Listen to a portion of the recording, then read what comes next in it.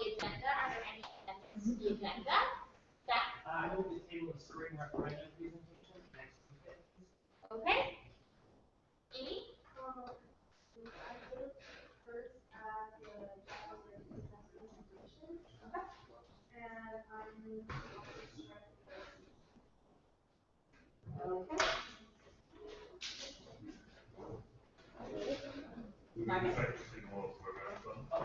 Alrighty. Is there any other Holly? Before, or sorry, after we approve the minutes, I thought I had some time.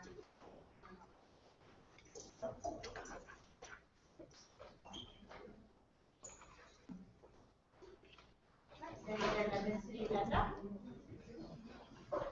Okay, seeing none, we'll go to, I can entertain a motion. Ian? I move to approve that. Is there a second? Second by Anna Hughes. All those in favor? 1, 2, 3, return. So for the GR, it's a special presentation? Yes. Okay. Standard question. Okay. So we'll go back to those. So all those in favor? 1, 2, 3, 4, 5, 6, 7, 8, 9, 10, 11. Then come on again. 12. Let me come on again. Sorry. 1, 2, 3, 4, 5, 6, 7, 8, 9, 10, 11, 12. Those against. Those abstain. So 12-0-0 vote. The agenda has been approved as amended. Except we'll have a moment of silence. Julia? So, I hope we all have been asking of these proposed others as well, because they haven't been, in the media as much as we should. But, last Wednesday, so almost this week from today, there were, 3 men who were, killed execution style, in India, and there was like little to no, word about it. And, so their names were Mohammed Khairul, who was 17, Adam McKee, who was 20, and Muhammad Omar, who was 23. And then also there was, a boy who was gunned down and held so he is still alive, but in critical condition. So if I could ask you all to not only share information about this, but also to attend, the visual at MSA and Beta Celebrity. And, yeah, so you know,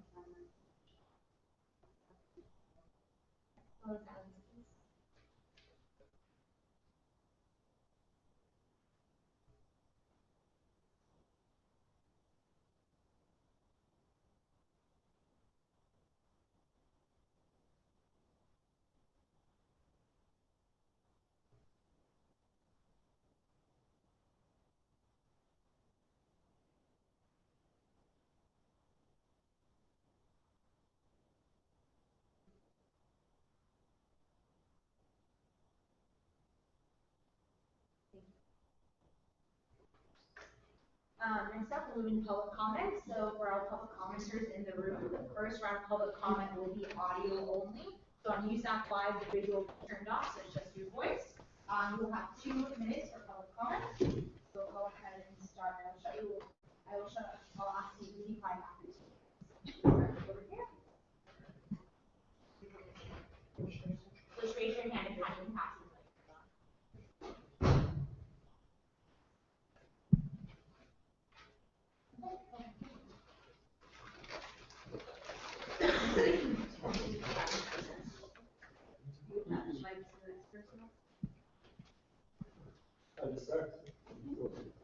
Council members and fellow students, thank you for allowing me to submit comment on the proposal to include the student media fee on May's Undergraduate Student Association Council ballot.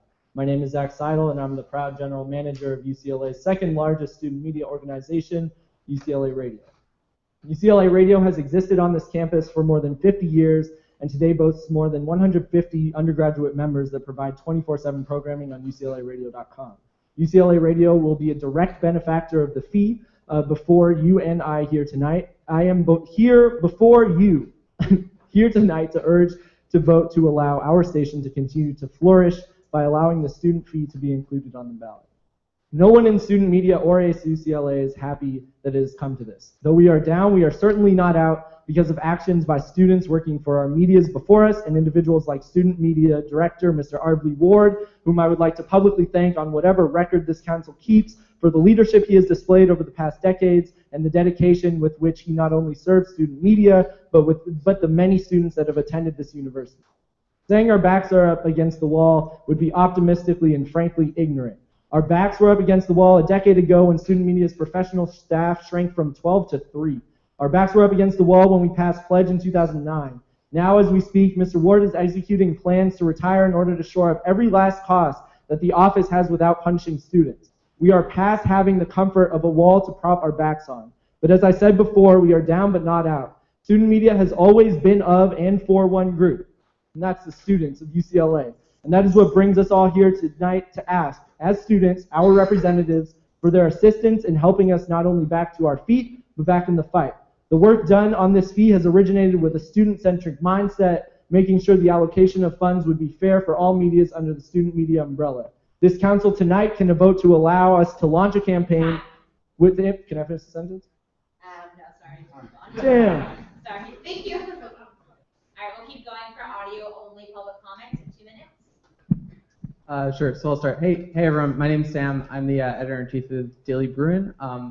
And so obviously on the agenda tonight is a proposal for a fee referendum to support student media at UCLA, including the Daily Bruin and BruinWalk.com. I just wanted to make a quick clarification. I know some council members were wondering about one line item, which is editorial stipends. So I wanted to clarify exactly what that entails. So we have a cohort of editors within the Daily Bruin that works. Their job is basically to work to put together the paper every day. Many of them work upwards of 40 hours a week, some of them more. And the average editor earns around $60 a week. We also have some reporters who've been around for a year and a half, and they earn between $6 and $10 per article they write. So I know there were some questions about, I guess, what that line item means and exactly how it's broken down. I didn't include that in the presentation that I sent out to everyone, but I wanted to make sure that you all could hear that. Thanks. Thank you. Keep going along for audio-only public comment. Hi guys, I'm Ryan Nelson. I'm the opinion editor at the Daily Bruin. I think I've interacted with a lot of you via email or text or otherwise. And I guess I'm just sort of here to say today that I understand that historically we haven't always gotten along. And I know it's a stretch to say, and I know it's a little ironic that we're now coming here asking you to agree to a referendum that would potentially save us. But mostly I just want to say that both of us, both USAC and the Daily Bruin, are really long-standing institutions here at UCLA. And we both have a lot of people that depend on us for a lot. We have 500 people that work beneath there to do things all the time, do really great things. We win a lot of awards. We do a lot of really great stuff at the campus. Likewise, you all do fantastic advocacy work, regardless of some things my writers might have written.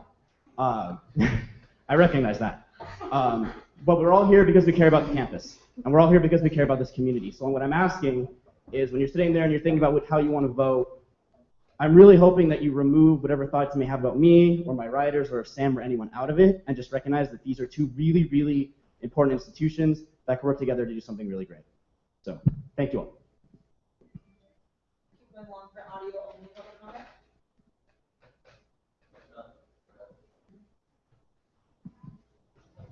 comment. Hey everyone, I'm Roberto Luna. I'm the city editor for the Daily Bruin.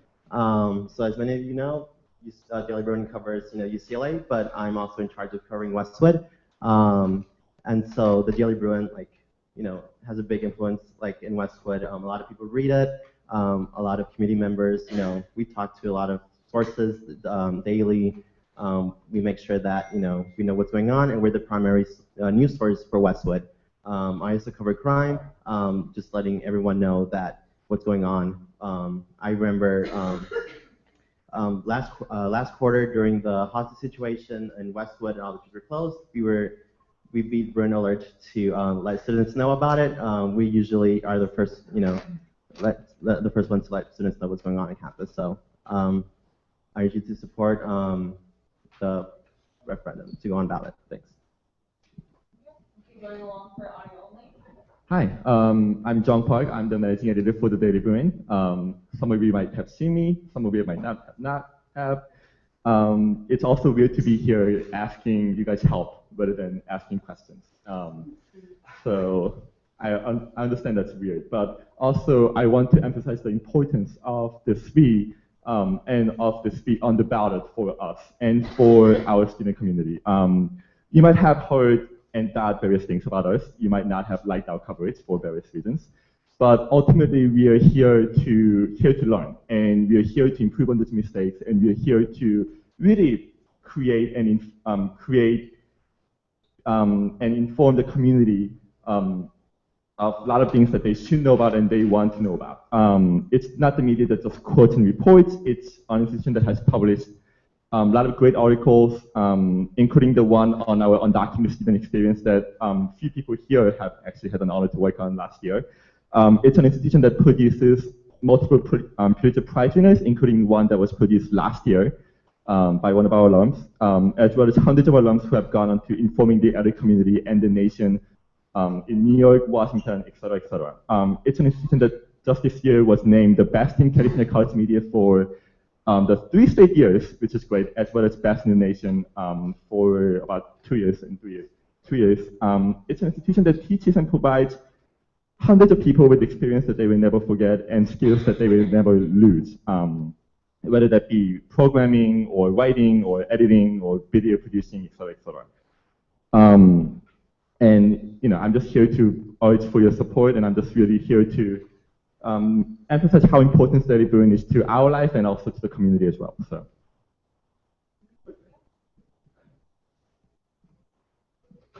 Hello everybody, I'm Jacqueline Mack and I'm chapter chair of CalPERG. So I'm here to update you quickly about our spring break press tour. So we'll be going from San Francisco, Santa Barbara to LA and down to San Diego. We'll be holding press conferences at like beaches and places in the cities where we want to raise awareness about the California bag ban and have people be aware of voting yes to protect it. So we've already contacted Heal the Bay. We just had a meeting with them this morning. There'll be speakers, also 5 gyres, and we're working on other elected officials. So I'm just inviting everybody here who'd be interested to help out. It is on March 24th, and in Santa Monica, it would be at 1:30 p.m. So we are looking for student leaders to help organize the event. We'll be doing a beach cleanup and also other activities to raise awareness and have media cover the event. So if you're interested, please contact me. And also thank you, Heather, for sharing the online petition.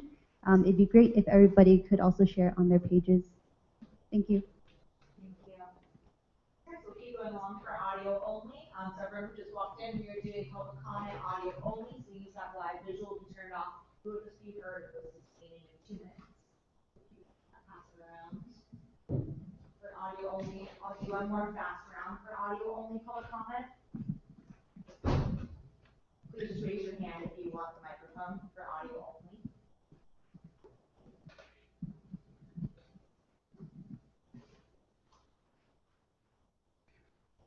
Audio only. Okay, seeing no more audio only, I'll ask Heather to turn on USAC Live. So the visual will be turned back on. So this time you'll be seen and heard. So we'll go ahead and start for audio and visual public comment. We'll kind of start with microphone is right over here. So for audio or visual public comment, over here on it. Keep passing along, we're back over here for audio and visual public comment.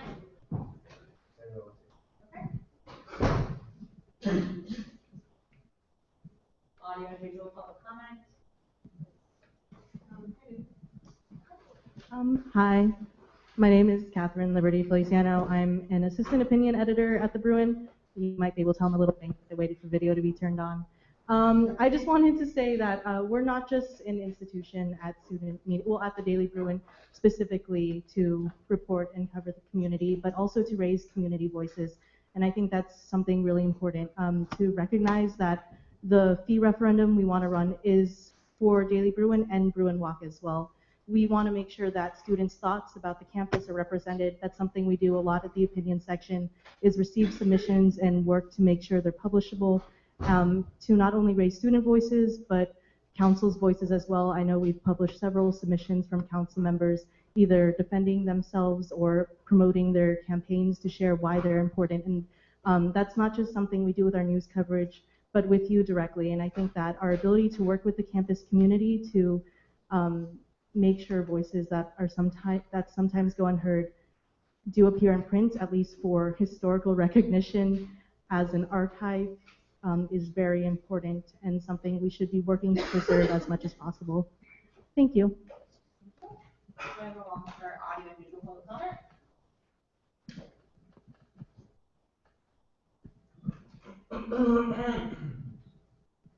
Thank you so much for doing that.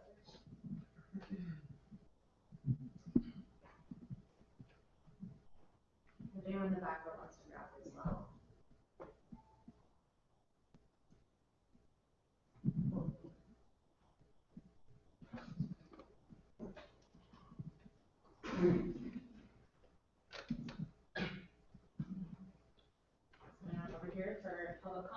minutes. Hello, everyone. My name is Brian Kahaya, and I'm the managing editor of Pacific Times News Magazine. I'm here not speaking on behalf of all the news magazines, but on behalf of myself. I do not support the student media referendum that does not include the news magazines. Part of the pledge money was supposed to pledge referendum money was supposed to go to the news magazines, so we'll be able to print. Pacific Times has not been able to print in over 4 years and remains completely online. Until this referendum includes all of student media, I do not support it. Keep going on. Hello, my name is Ashley. My name is Navika, and we're both undergraduate representatives on the communications board. And I would just like to say that even though we both do not represent student media in general, I think that serving on the ACC communications board has brought a lot of openings for us to really see the entirety of how much student media does affect this campus, whether that be the Daily Bruin as well as Bruin Walk. And I think that these entities do need to be preserved throughout this campus. Which is why we're completely in support of the fee that we're asking for. I think student media is one of the best platforms for students to have a voice on campus, and taking that away from them is something that we don't see as an option that should be there at all.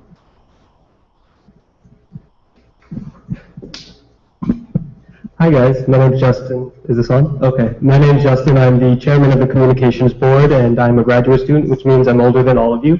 But what I would like to talk about today is actually something that was brought up, and a little bit about student media.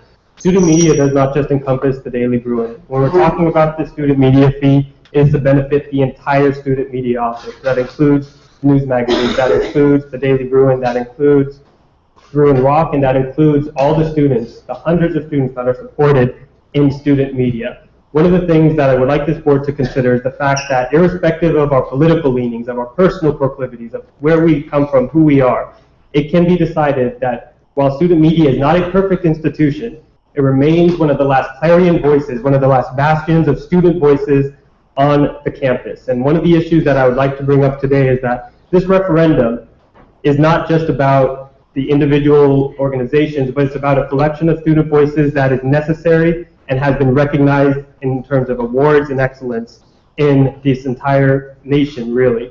So while I understand that we may all have our political leanings, we have our strife when it comes to the Daily Bruin or to some of the news magazines, I would like us not to sit and judge and say that, well, the student news magazines and the student media are actually negative and we need to have in some way them subjugated. Rather, let's let the students on this campus decide. Let's let the students on this campus have the referendum and have themselves vote, rather than engaging in judicial activism and preventing the vote, preventing the referendum from taking place. Thank you. Thank you. And just as a heads up to the rest of the public commenters in the room, as per our bylaws, public comment is reserved for undergraduate members of the association. So typically we don't let graduate students speak. I'm sorry, I didn't know until after you started speaking. But graduate students are not allowed to speak during our meetings. Thank you. Keep going along for public comment.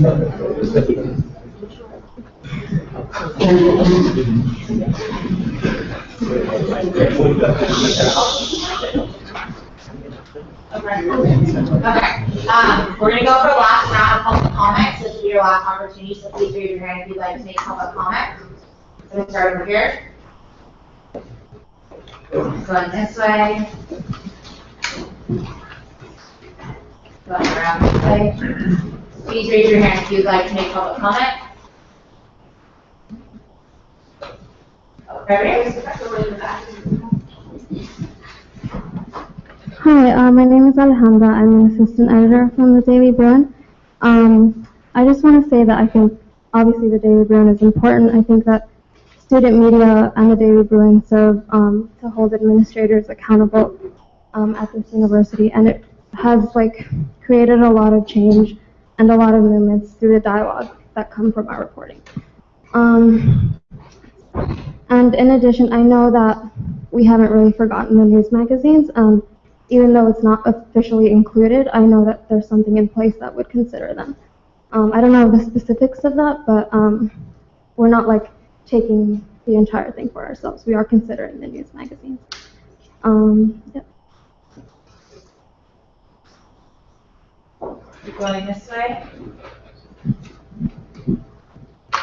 The last round of public comment. I will not be circling back again, so if you want to talk, please raise your hand around the top line here.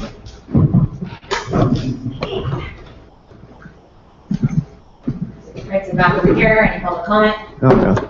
Hello, friends. My name is Chris Campbell, and I'm the Daily Bruins radio director, which, by the way, is different from UCLA radio. So just put that out there. But I work with both organizations a lot, and I just want to say that in my personal experience here, it's been absolutely life-changing. I'm just going to speak from my personal experience. Hopefully I can catch all of your experiences as well. When I came in, I didn't really know what I wanted to do. My wife probably wasn't journalism, but as I became more involved, it's just become such an integral part of my life, and I see other people here who dedicate their entire lives to the Daily Bruin, and to news magazines, and to radio, and they do amazing work. And I think about all the people, like my interns and my reporters, and people who work for me who are younger than me, who are going to be here long after I'm gone. And I would be remiss if I didn't allow them the opportunity to continue writing for such a great publication. And that goes for everyone in student media. They deserve this opportunity, and the future of UCLA deserves this opportunity. So, thank you.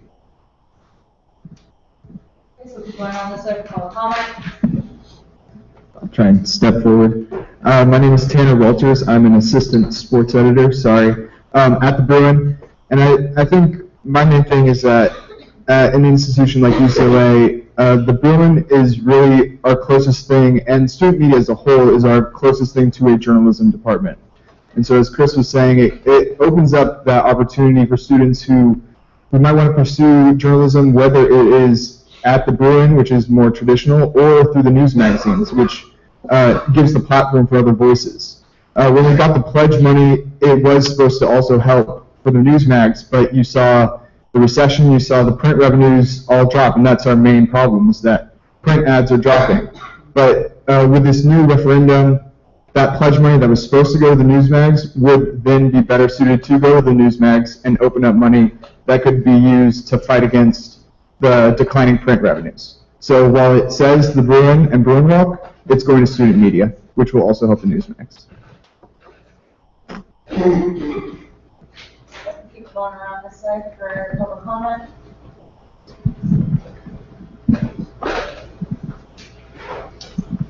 Okay, I'm going to do one final round, and this is your last chance. Start over here. Public comment, please raise your hand. We'll hand you the microphone.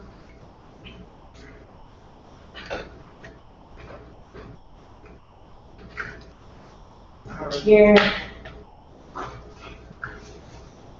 Here. Okay, seeing no more public comment, I'll go on and close public comment at 7:28. Next up, we'll go into special presentations. We tabled our special presentation for the spring referendum. So next up, we have a special presentation for Teach for America. Do we have anyone present for Teach for America? No. Yes. I move to table the teacher special presentation. Okay. Okay. So we have a motion on the table, second by Ian. All those in favor? 1, 2, 3, 4, 5, 6, 7, 8, 9, 10, 11, 12. Those against, those abstained. So 12-0-0 vote. Go ahead and table Teach for America special presentation. We'll contact the special presenter. Next up, we have the South Campus survey by Justine. You're here. All right. So Justine, you will have 15 minutes to give your special presentation. I'll let you know when you have reached 12 minutes, and then you'll have 5 minutes for questions from council. Okay.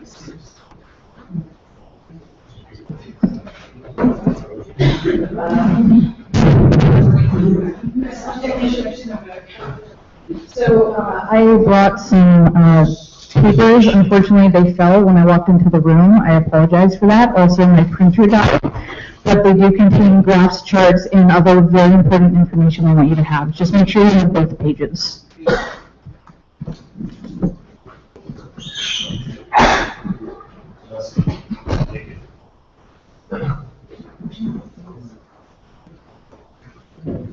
Hi, so Michael's going to help me out here today. So I'm Justine Penrose. I am representing the South Campus Survey, which was originally conducted through the General Representative 2 office in the 2013-2014 year. Some of you on this council were in that office and worked with me on it. And we also launched it this year, though we're still collecting responses, so those are not yet finalized. So the reason I'm here to talk to you today, as we all know, because of funding issues, UCLA is going to be adding 1,900 more students to this campus. Now, my fingers are wrong, sorry. We will be adding more students to this campus, however. Got me some fun there. Whether it's 1,900 or however many that will be added to this campus, that will have an impact on our already very full classes.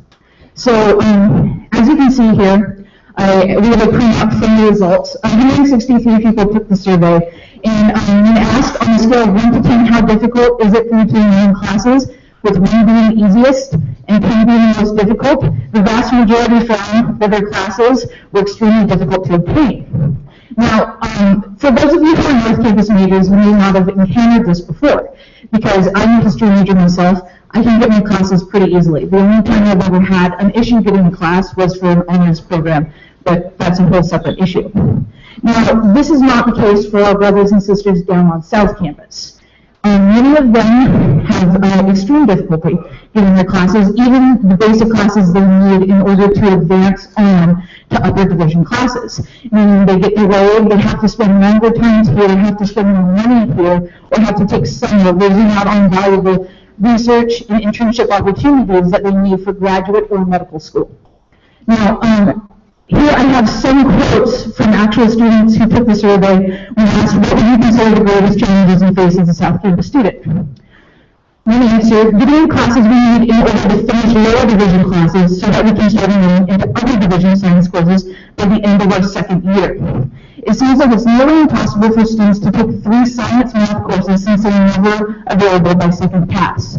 Many respondents actually also had difficulty getting the classes by their first pass. This includes seniors and juniors, meaning they may have to stay an extra quarter or a whole extra year, increasing the ultimate time and overall percentages of students we graduate within 4 to 5 years. Now, along with this, we also have the difficulty of classes that are too full. Many people I've talked to through my 4 years here at UCLA have had to sit on floors of classes. Some of you in this room have sat on floors of classes because the classes were just too full. There was one respondee to the survey who actually said, I wouldn't even care if I sat on the floor of the class if I could just get into the class. That shows you how significant a problem this is going to be and how adding more students will only make this worse. Another student, let's see. Another student, and this is actually taken from the recent survey, said, there are also not enough classes. I have no idea what you people are thinking adding more students to this campus. We have way too many as it is. What the hell are you thinking, only making one 14D class? I know people have been trying to get into these chemistry and LS courses that are limited and highly desirable for several quarters, and now they're so far behind with messing up their plans for graduation and grad school.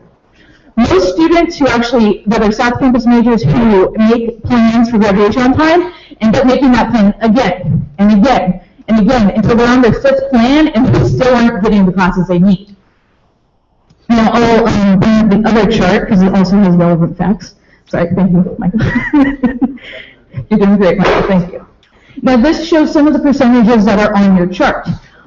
This is actually a valuable percentage. It may seem a little bit random, but are you pre-med? 47% of students actually are not pre-med, even though the vast majority who answered this, as your documents will show, were life science or biology majors.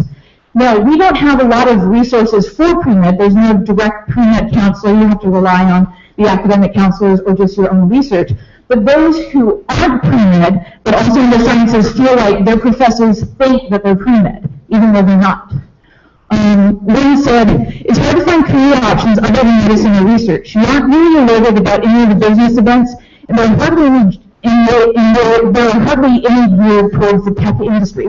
If they are marketable to engineering students. In addition, it is hard for South Campus people to attend events they feel like aren't explicitly useful because time management is so important.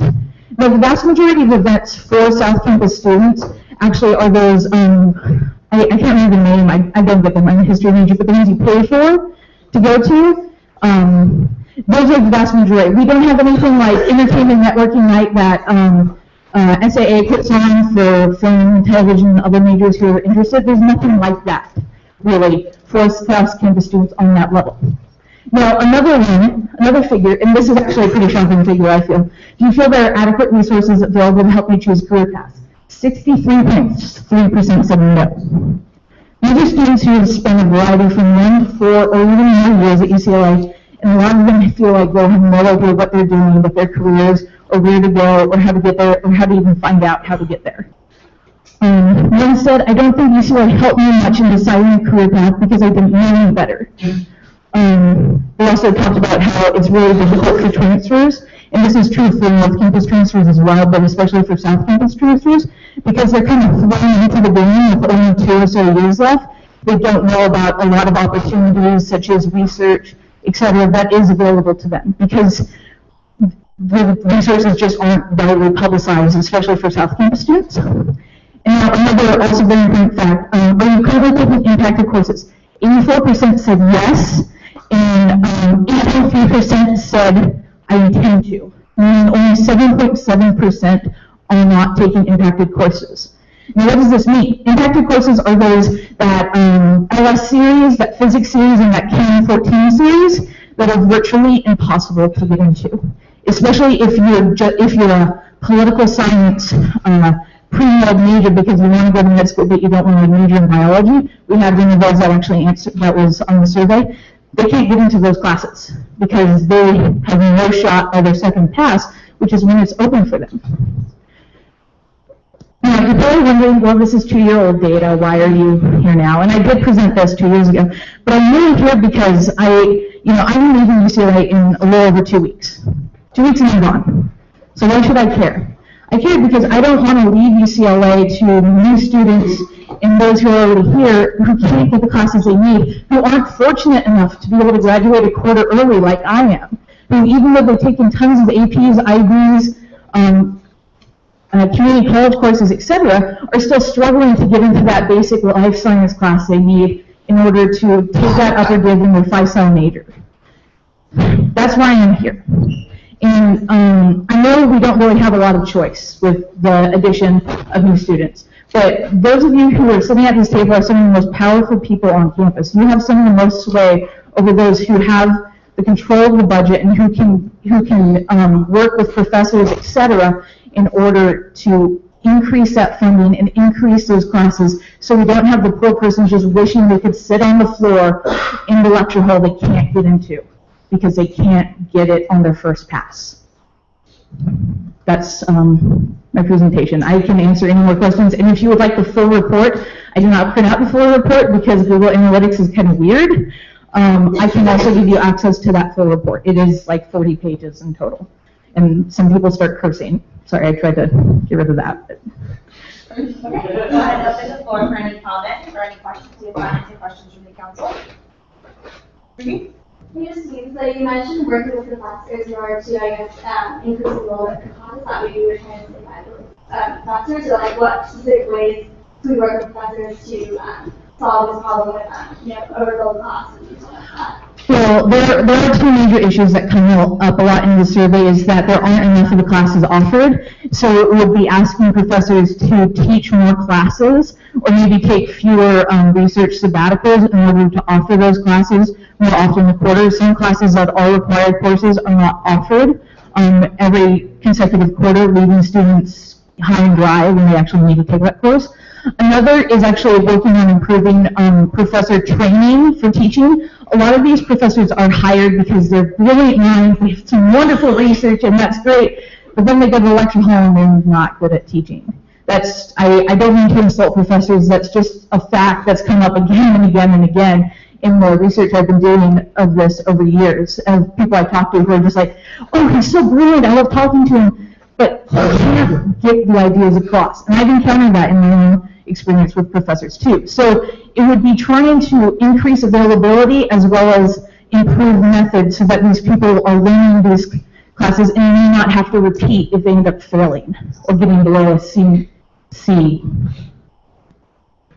Are there any other questions? For students that are non-science majors that are pre-med, you said a lot of them are able to get their classes on their second pass. Are they taking classes at UCLA Extension? Are they having to go off campus, or is it just postponing their graduation date where they're finished with their major requirements, but they're having to stay because of their pre-med track? Well, it is a personal preference. Some of them do stay and they get lucky and they get into that class because somebody dropped. Or UCLA Extension is an option, but a lot of them, I know a lot who have just kind of given up and switched to a different profession because it just was not feasible. Others have just kept trying, and some take community college courses over the summer, etc. But when you go to UCLA, that's kind of like, you have some of the brightest minds in the world here, but you have to take the courses you need to get to med school at, Santa Monica CC. It's kind of, why does it have to be that way? Any other questions? Okay, thank you so much for coming. You can keep these, by the way, if you want. Okay. Hang them up or shove them under the. Thank you. Okay, next up is a special presentation regarding JRF.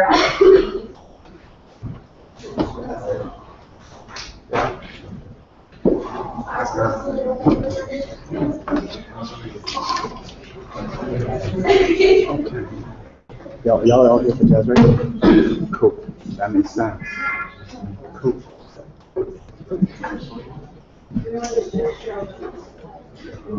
So we have passed already passed the vote.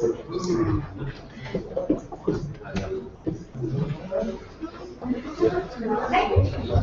So for the special presentation, you all will have 15 minutes. I'll let you know within 12 minutes. You have around 3 minutes left. Then you have 5 minutes of questions from the council.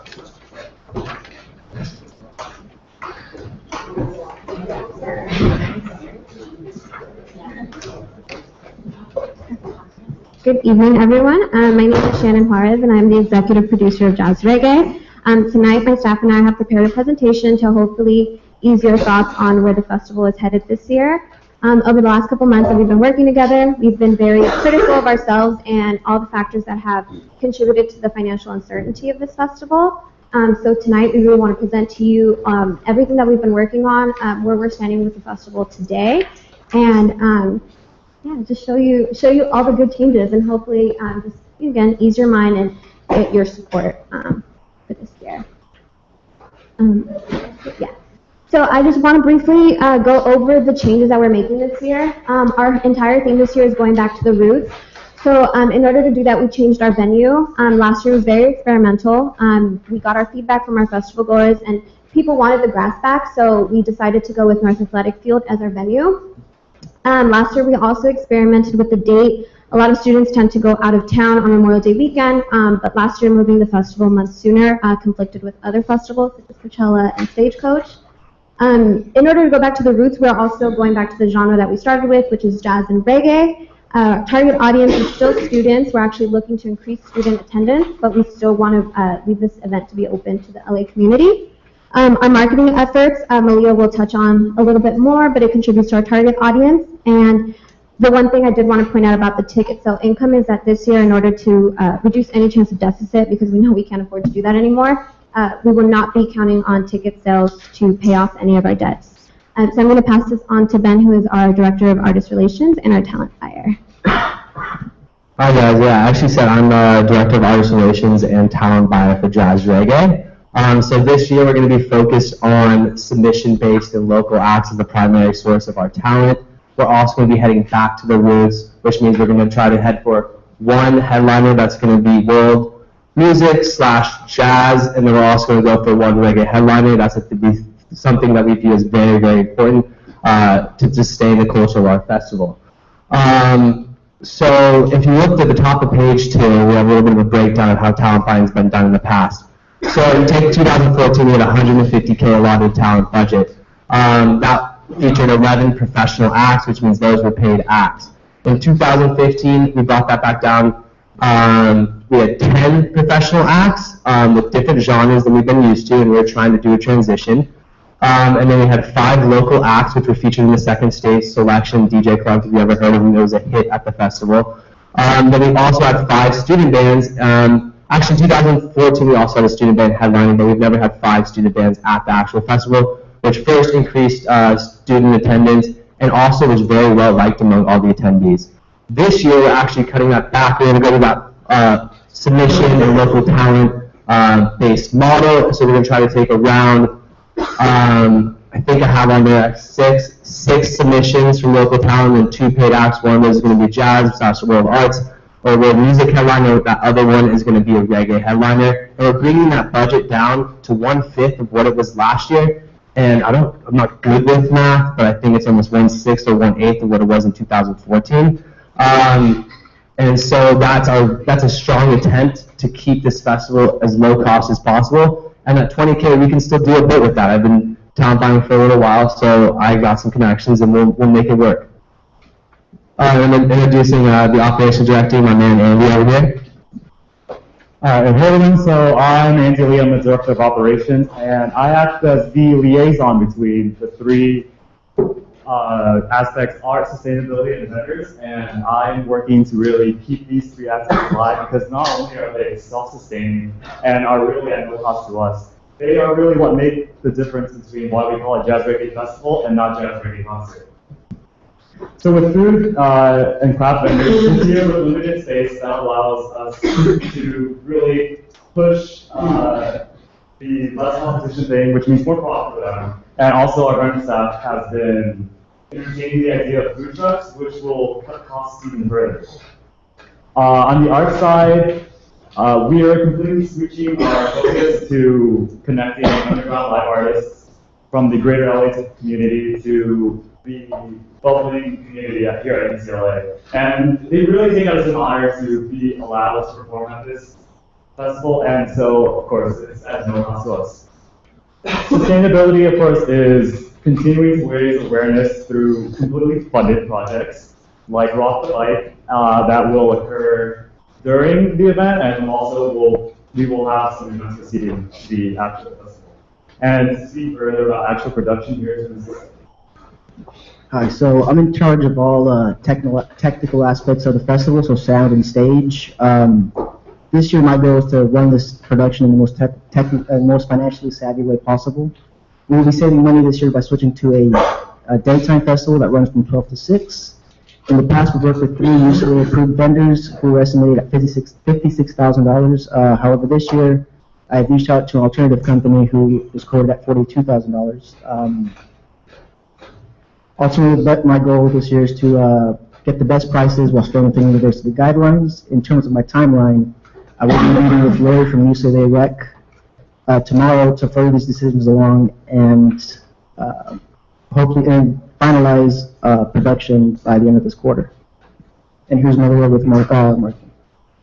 Hi, my name is Amelia Smith. I'm working as marketing director of this year's festival. My staff and I have been working to pull back on radio advertising, increase our social media presence, and co-program with other student groups on campus like African Student Union. All of these initiatives lower the cost of marketing the festival, and they also cater to student interests. This festival was started 30 years ago by students for students, and we're going back to our roots this year by concentrating all of our major marketing efforts on students. Having said that, we're focusing on marketing avenues that we know have worked in the past and not wasting time and resources on things that haven't been as effective. This past year for the 2015 festival, we spent $24,000 on radio advertising, and this year we can definitively cut most, if not all, of those costs. And having said that, I'm going to hand you all over to Jay, our Director of Sponsorship. Good evening. As Lily mentioned, I'm the Director of Sponsorship for Jazz Reggae this year. And so basically what my job is to secure money as well as merchandise to make sure we can run this festival and also adhering to the university guidelines. So because of the change in venue, I've been working closely with the fire marshal and ensuring that everything we do offer to our sponsors are, one, safe and two, viable. So we've been able to confirm that we're allowed to have a car outside of the NAF field, for instance. We've also been able to confirm that we're allowed to put banners all along the sides of the fence in the NAF field. And in terms of a breakdown of our sponsors, I've broken it down into supporting sponsors, major sponsors, and title sponsors. So you'll see the numbers on page 4 of the handout. And just to break down what exactly they are, the supporting sponsors are sponsors that would look for smaller donations in terms of water bottles and merchandise, simply to lower our costs. For major sponsors, what we're trying to do right now is we're trying to make sure we can offer them advertising avenues both during the festival as well as the weeks leading up to it. And right now I'm working with Kieran to create a sponsors deck as well as sort of a sales pitch to see if we can find a title sponsor for our festival. And ideally, if we do secure a title sponsor, that would mean we get $10,000. I'm pretty optimistic. I'm working with Kieran Misty, who I also worked with during Bruin Bash 2015 to secure sponsors. So I'm looking forward to this festival this year. And I'm going to pass it on to Elliot, who is in charge of finance. Hello, my name is Elliot, and I'm this year's finance director. You could switch a slide too. So this year, as finance director, I'm looking to cut our budget as much as possible and also look into different sources of funding. So by cutting our budget, as Francisco mentioned, we're looking into alternative vendors. And as Ben mentioned, we're looking to look for local artists and more student performers and lower our honorarium budget. And Maria mentioned we're already reducing our marketing budget as well. So far I've applied to multiple UCLA funding sources and received a little over $11,000. I have 3 additional funding sources to apply to through UCLA, but due to restrictions I've not yet been able to apply to. But referring to last year's allocations, we hope to receive up to $14,000 from those. I also plan on applying for $10,000 to $15,000 from external funding sources. And this year, the Cultural Affairs Commission has granted us $5,000 additional dollars from last year's $80,000, and also set out a $9,000 reserve that, even though it is for the entire commission, it was created with Jazz Reggae in mind. So, like I said, the pending UCLA funding sources are projected at $14,000. And then additional sources of funding include sponsorship and external sources of funding. We also have given you a complete outline of all of this on page 3 and 4. And all of our facility costs are estimates, but these are basically pretty good firm estimates. Some things like, things like parking and number of walkie-talkies are actually used for projections from last year's festival, so those will be reduced. And we've also included a logo on a highball estimate of all of our facility costs that is also attached to the packet. Okay, so that concludes our presentation. We really hope that we were able to kind of show you the passion and the effort that's going into this festival. Ultimately, our goal is to throw a financially viable festival without having to compromise our image and our growth and everything that we've accomplished in our 30 years. Again, our theme is going back to the roots, so we really hope we can make this happen. Yeah, I'm opening it up to any questions. Okay. So now I'll go to 5 minutes of questions from the council. Jack? Just a point of clarification. So between the low and the high budget, so you have 123 as like the low estimate, and about 148 as the high. In the budget narrative, it says that talent budget and marketing budget is to be determined. So is that to be determined included in this overall 123 to 148 range, or is that to be added on top of that range that's already established? It is to be added. What happens is that we're still in the process of applying. A lot of those costs do pay off facilities, any facilities costs that we have. That way, any money that we do have to our name, that's what we're going to start applying to the talent budget and to the marketing budget. So we're kind of, in a way, working backwards, but that's the only way we can do it this far, as we wait for all these pending applications to give us back the amount that they're giving us. I don't know if you want to add on to that. Yeah, there's additional funding sources that we have yet to apply to due to various restrictions, as well as external funding. So those funding sources are going to go towards the honorarium and the marketing. My question is about marketing. In the past, the marketing budget has been around $20,000 to $34,000. Are you looking at something similar to a $20,000 range, or are you thinking about something smaller? I know it's to be determined, but is there kind of estimate that you could give the council? At this point, we're looking at significantly reducing the marketing budget, working somewhere between the $10,000 to $15,000 amounts. Are there any other questions regarding the special presentation? Yeah, so sorry, I'm reading through this as fast as I possibly can. So the total confirmed in terms of external fund sources is approximately $1,000. And then y'all for like your low estimate is around $123,000. How are you going to make up that money to come out even? I know honorarium is included, and we all talked about how like sponsorships, all that money's gonna go to honorarium, but essentially for like the field reservation and what you currently, how are you expecting to make it?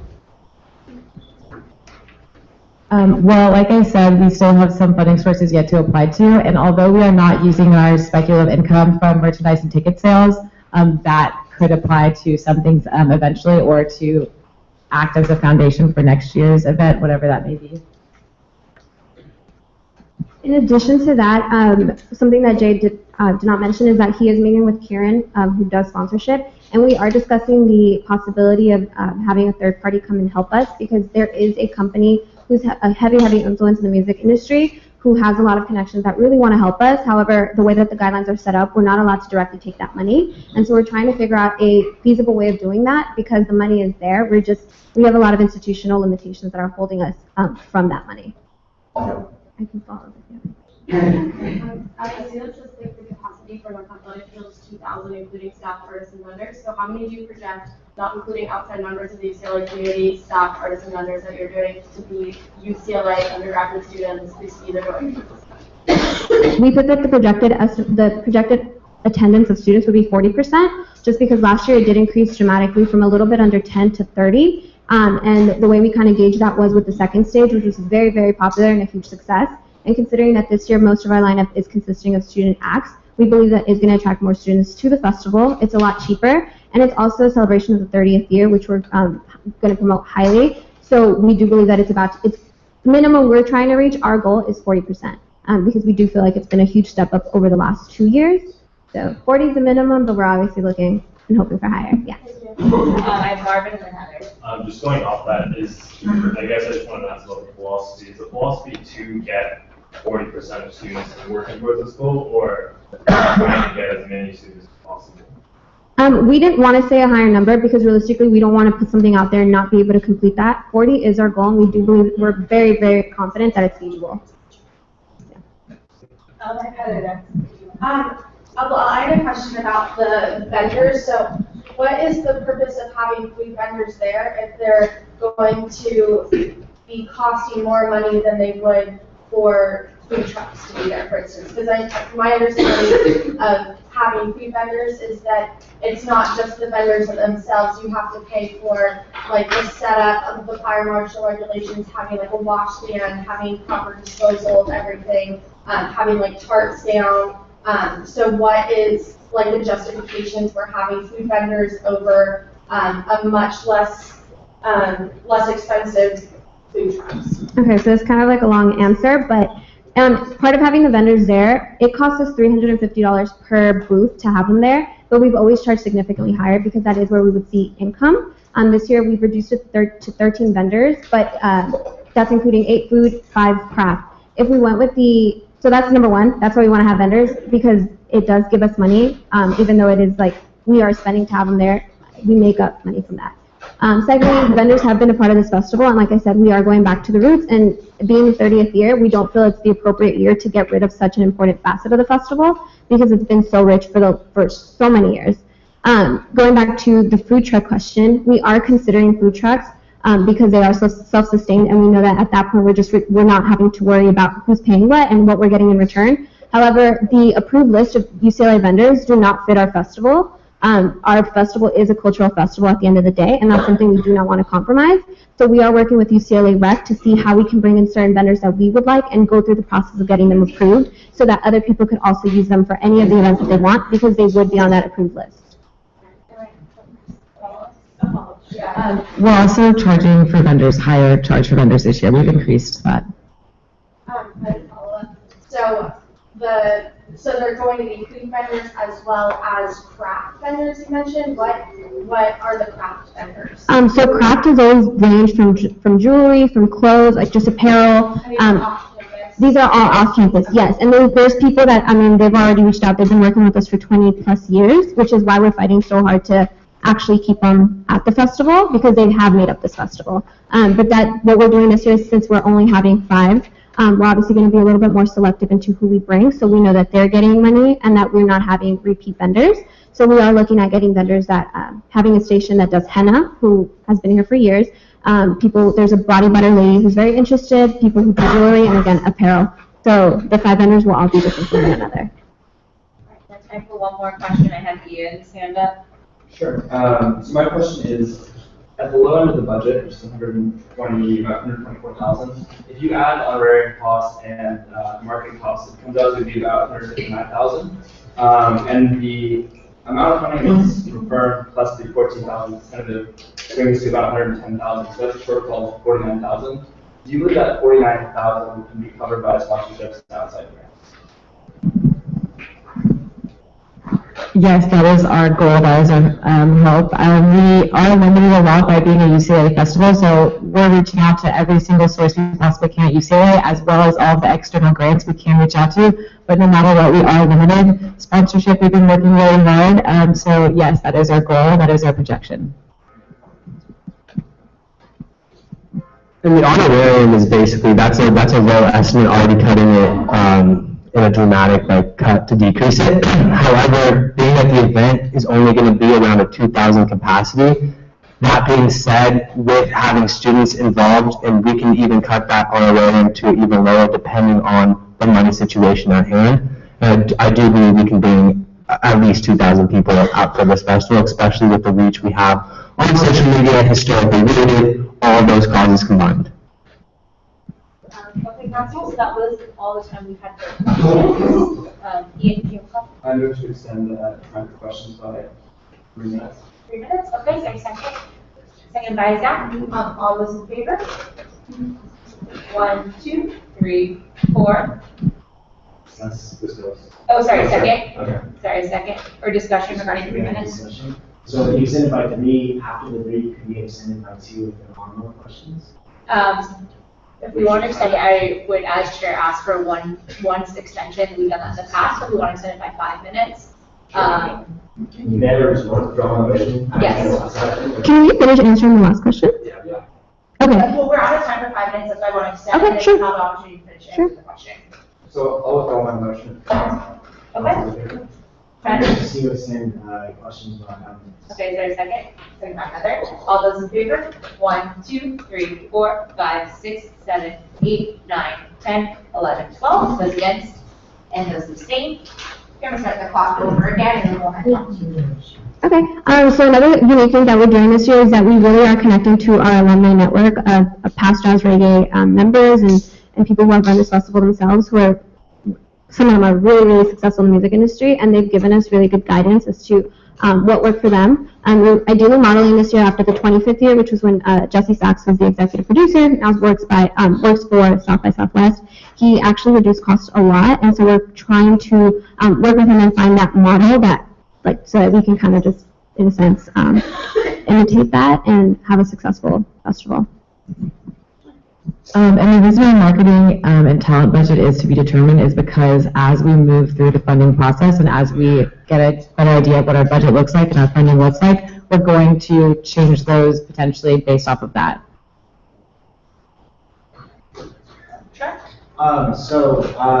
Essentially, I love the work that y'all do, but understand, I love the work that y'all do, but understand the past few years have been significant losses. So my question is, given this proposal and the money that y'all are giving, let's expect y'all end up, jazz reggae is over and we're in the red, 500K. How do you expect to make up that 500K? Because based upon historical losses, last year was 150K, the year before that was 110. What are y'all thinking? Well, first I must say that the people who did bring that deficit, we did not have any responsibility towards that, and they were running off of a completely different model. So far, as financial director, I've done a lot of different things than they have done. I've looked into lots of different funding sources. I've looked into external funding sources, and these are things that they simply never did. And they made plans that didn't end up very well, but we're working our hardest to make sure that does not happen. So, does you want to say something else? I mean, at the end of the day, everyone you see here has only been in a leadership position for 2 years. We have not had the ability to foresee such losses, and what we're doing right now is we are taking the time to react and change and make sure this festival has a future that is sustainable. And this is the year that we are going to show you that. And you can't hold the 500K from the previous years on us. You can't hold it on anybody. You can't hold it on USAC. You can't hold it on CAC, because none of us were responsible for that. What we are doing in our positions as student leaders now is trying to change this festival in the future, trying to change the vision, how it's run, and bring it back to the roots so we can reset ourselves and see what we can do this year. And obviously the loss is not going to be as substantial as it has been in past years. That has been shown. There's probably not going to be a loss this year because we're doing everything in our power to make sure that is all avoided. I had Marvin's hand. I just had a question. First, love the work that y'all do. Our do y'all great. Putting on efforts like this is absolutely amazing. It's doing great work. I did want to ask for essentially more philosophy question. If you seek 800 students maximum ideal goal, maybe not necessarily realistic, but ideal goal, how do you justify the usage of student fees in the excess of at least $85,000 just from a single commission or 800 student performance, where for SWC, I know we have 107,000 for all year to impact every single student on this campus and more so than just students. So the way that I would justify that is we were actually just discussing this, and we were, again, setting up the institutional limitations that have been given to us. We are not allowed to be seeking particular sponsors. People are willing to subsidize our cost of certain things at our festivals, and this is exactly why we're pushing really, really hard in our meetings with Kieran to allow us to work something out in the way that we can, like ethically, the way that they've been putting it, ethically get third-party sponsors to help us, because we do understand that we rely heavily on student fees, and everything that we're applying to is more student fees. But again, this is all that we are allowed to be applying to. And so that's kind of the limitation that we have. Another limitation is, as you guys have known, we've moved venues a lot. So if we had it our way, we would be on intramural fields. The North Athletic Fields, we tried the tennis center. It didn't quite fill for a festival. I'm not sure if you guys attended. It was great, but not just reggae. Like Shannon said, we're all about giving back to our loyal fan base. They wanted grass, we wanted grass. That's what it's about, and that was our only option as a venue. Therefore, we have these limitations of that capacity. So we're trying to include as many students as possible, but we have institutional limitations. There's nothing we can do about that. So speaking more on philosophy, we are under CAC, so therefore we not only want to bring this mission of edutainment, which is education and entertainment, to not just the UCLA community, but also the LA community, and we have been rooted and recognized for being such an important, vital part of the LA community that, like you said, that is, it just follows the mission of CAC, which ultimately we are here. So, thank you. Okay, I have time for one more. One more after, and after you speak, you have time for one more question. And thank you for that question, because I think it's a beautiful question. It's a very relevant question that actually needs to be answered. When I came to Jazz Reggae as a senior, this was a festival that basically convinced me to come to this school personally. By the way, I'm Danny Gonzalez. I'm the chief of staff at Jazz Reggae. Thanks. This festival is for the students because it is allowed, because it is encouraged for the LA community to come. Because we live in a Westwood bubble, and we've all known that. Like, we're in West LA, but this is not representative of the entire Los Angeles community, right? The Jazz Reggae Festival gives students on this campus opportunities to actually interact with people that they probably wouldn't have in any other way, experience culture and music and love and food and art in a way that's like, here on campus, we bring you LA, instead of you having to go out, right? So it's for the enrichment of the students and the student experience, and being able to be like, wow, I really had a fantastic day, really felt like I was really in LA because this is what it's about. So, Council's still here right at 5 minutes. So unfortunately, we did do our one extension for the increase. Now we are out of time. So thank you so much for everyone for coming out. If you would like to ask a discussion item, you can have it next week to the agenda. We are at a time this week. Do you have a question? I have one big question again. I don't know if that's, yeah, about Robert Rules of Order one extension. So in the past, we've honored just doing one extension, except for our first meeting where we did like 3 or 4, and then kind of secondary, we prefer to just do one extension. Maybe if you have some good questions for the chief, you can direct us to Amy and Amy can answer that. Or we can also go to a discussion item to add on another week's agenda as well. But thank you so much everyone for coming out. So a round of applause.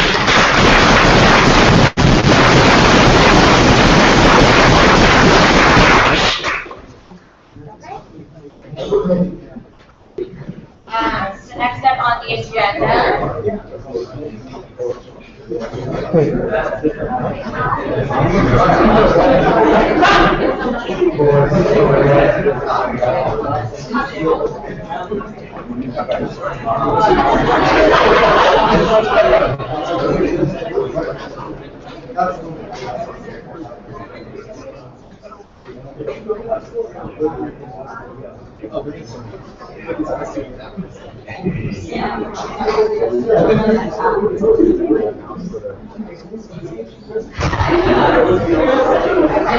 right. Let's get back to order, everyone. So next up on the agenda, we have one appointment for the student advocate position. So this is forward as a presidential appointment. It's a consent item. Before I have Heather read the appointment review committee review, I just want to give a brief description of what the student advocate is. The student advocate has been in our bylaws for a while and had not been appointed for a few years until 2013. David Booker was appointed, and then, from my understanding, has not been appointed for the past several years. So now we're bringing it back. Basically, the student advocate position is a very advanced student advocate position. What their purpose is to serve students in helping resources and navigating county administration at UCLA. If you have a question about financial aid, a question about legal services, you don't know who to speak to, the student advocate can help point you to the necessary resources within administration.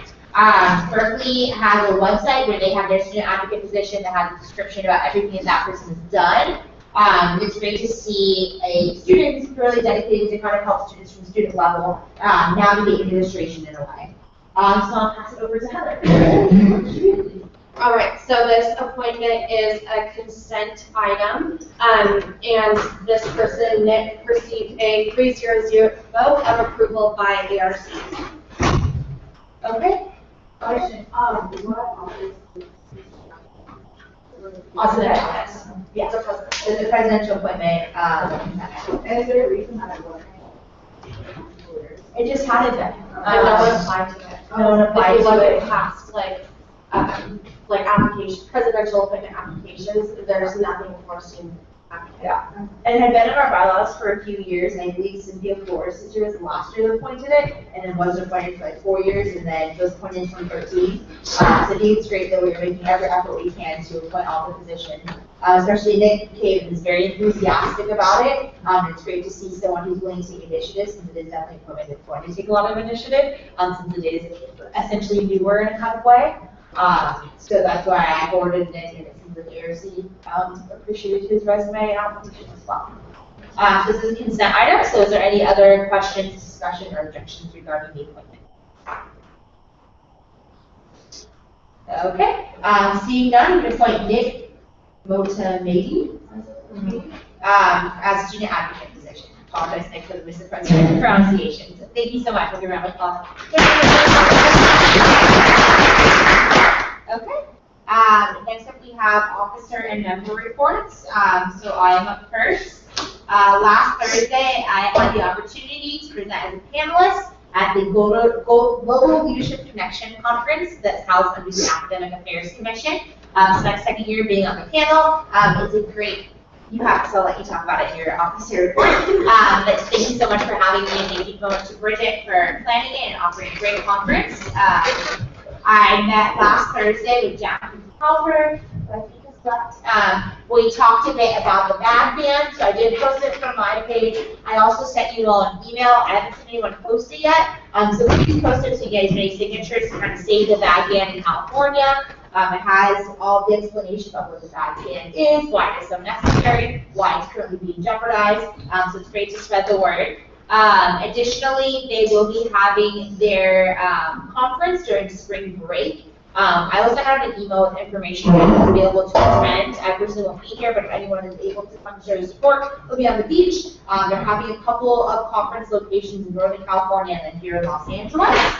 Additionally, last Thursday, I had the opportunity with Heather to go to the Daily Bruin and to speak to some of their reporters about kind of the relationship between USAC and Daily Bruin. So we're able to offer any explanations or answer any questions they had about USAC's history, explain a little bit about our bylaws, a little bit about what each office does to make sure that they are talking to the right officer when they have a certain question about something.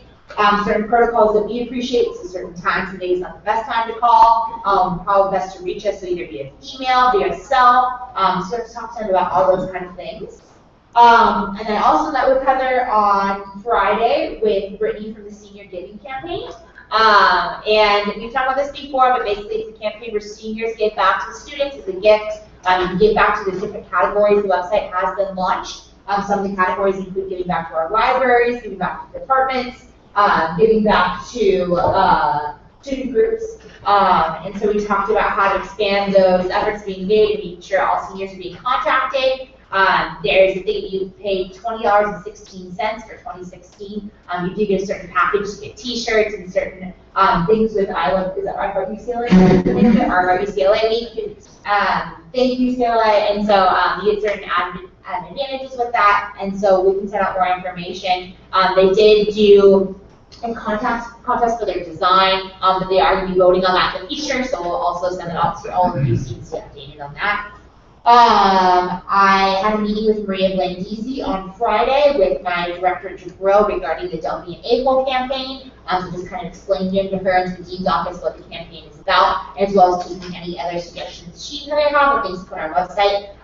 Please, officers, continue to send me any events that you are all hosting if you'd like to be advertised on the website. It's a great source for everyone for kind of free publicity. And then this weekend, we had our retreat with the office. It was my office, the internal vice president and facilities. It was great to kind of work with the office a little bit. We got some work done and got to hang out with everyone. It was a great bonding experience. And I did want to follow up to an email I sent regarding finding 2 seniors for the singing committee and then 2 seniors for the speaking committee for senior commencement. So please forward those out to your offices, your networks, or anyone that would be interested. I'm looking to fill in those positions probably by the end of the week or as soon as possible. So please contact me if you have anyone that you recommend for those positions. Are there, and then on Friday, since UCSA board meeting is going to be at UCLA on Saturday, the Council of Student Body Presidents will be having their meeting on Friday. We'll be in this room from 1 to 5 p.m. So stop by, want to say hello. As well, if you have any things for formulating the agenda, if you have any concerns you'd like to be brought up kind of on UC level to all the UC Student Body Presidents, please email me at usacprez@gmail.com so I can add that to our agenda. Okay, are there any questions? Seeing none, we'll move on to our internal website. First off, I'd like to address adding agenda items to the agenda. Within our bylaws, we do have a hard Thursday at 5 p.m. deadline, and it's really not me like trying to be an asshole. To some of you, like I just actually have to enforce it because I have so many people contacting me to get onto the agenda, and it's not fair if I say, oh yeah, like you can come on, and then tell someone else that I can't. So I am going to stay firm in that Thursday at 5 p.m. deadline. I always send out the agenda by Friday at 5 p.m. When you send me action items, I need the supporting documentation as well. I won't add an action item without the supporting language, the supporting like fund allocations, whatever it is. So please make sure that you get that to me Thursday at 5 p.m. I promise it's not me trying to be a jerk and be a hard ass. It's just I have to be fair and I have to be equitable and uphold the transparency of this council. And if I add an action item that does not have appropriate documentation, and, you know, no one is notified about that, I know that council members would be pissed if you're not getting, you know, the documented backup and you're supposed to vote on it on Tuesday. So that's why I do that. So please get me your agenda items in on time. This Thursday, I will be convening the Campus Safety Alliance in order to discuss the Let's Get Lit lighting campaign. And that will be Thursday from 2 to 3 p.m. at UCPD. If you're interested in attending, please let me know. If you'd like anything added to the agenda, I can add that as well. Campus Safety Alliance is one of the committees that the Internal Vice President chairs, and it is a culmination of different entities that are related to safety and security on this campus. Kind of just touching a little bit on what Heather Rosen said, we met with Brittany for the Senior Class of Giving project, and she also mentioned a way, we're kind of like in a discussion on how we can promote the Students' Greatest Needs Fund, which would benefit student organizations on this campus, student initiatives on this campus. So we are looking into that. If you have any recommendations, please let me know. This past Friday, I met with Yanina and Maria Blandisi and the rest of the Marvin, Brian McDonald, to discuss interfaith and moving forward. We will be working with the students who went with the Chancellor to Washington, D.C. at the end of fall quarter. The idea was to bring in different perspectives. So we're coming from this interfaith angle. They had training in D.C. on how to discuss differing political ideologies.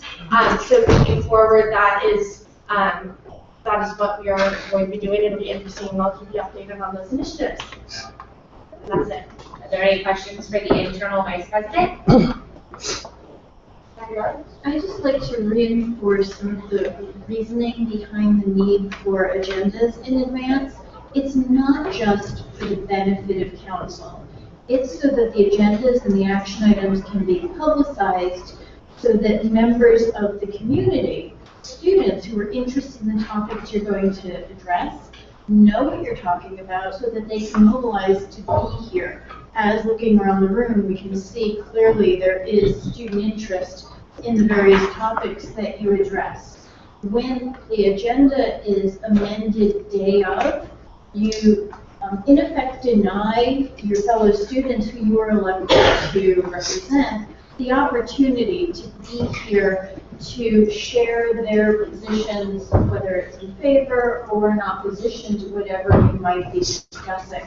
And that doesn't do a service to the campus community.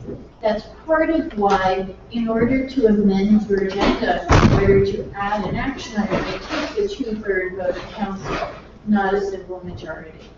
So these next few weeks, I know there are a number of action items coming up. There are things that the community is going to have strong opinions on in a variety of lenses and perspectives. And so everything that you can do to get your agenda items for next week, which is your last regularly scheduled meeting of this quarter, to Heather by this Thursday at 5, really provides a service to the students at large. Thank you, Dr. Okay, we'll go on to the External Vice President. So this might have been the most eventful week in my office this year. Monday, I met with former Secretary of State presidential candidate Hillary Clinton briefly while she was in Los Angeles, and we talked about her debt-free college plan, which I understand is now a critical part for some students, which is really good, getting presidential candidates to talk about student issues that's been sort of a long time coming. And then immediately afterwards, I departed on a red eye for one of my infamous Washington vacations. I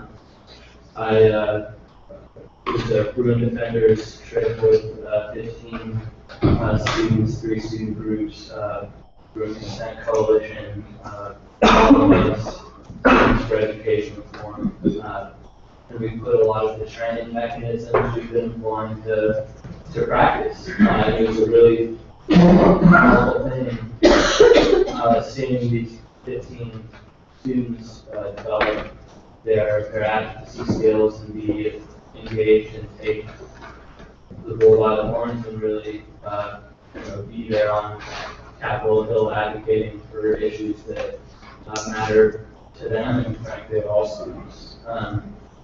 So in total, between the three Bruin Defenders groups and then my office working on the Higher Education Act, we had 119 unique congressional meetings, which covers more than a quarter of Congress, and some drop-ins and meetings with the Department of Education and the White House initiative on Hispanic excellence in education. Some highlights were me, Zoe, and some others in my office met with Elizabeth Warren on her Student Debt campaign, and we've been really plugging that around the hill.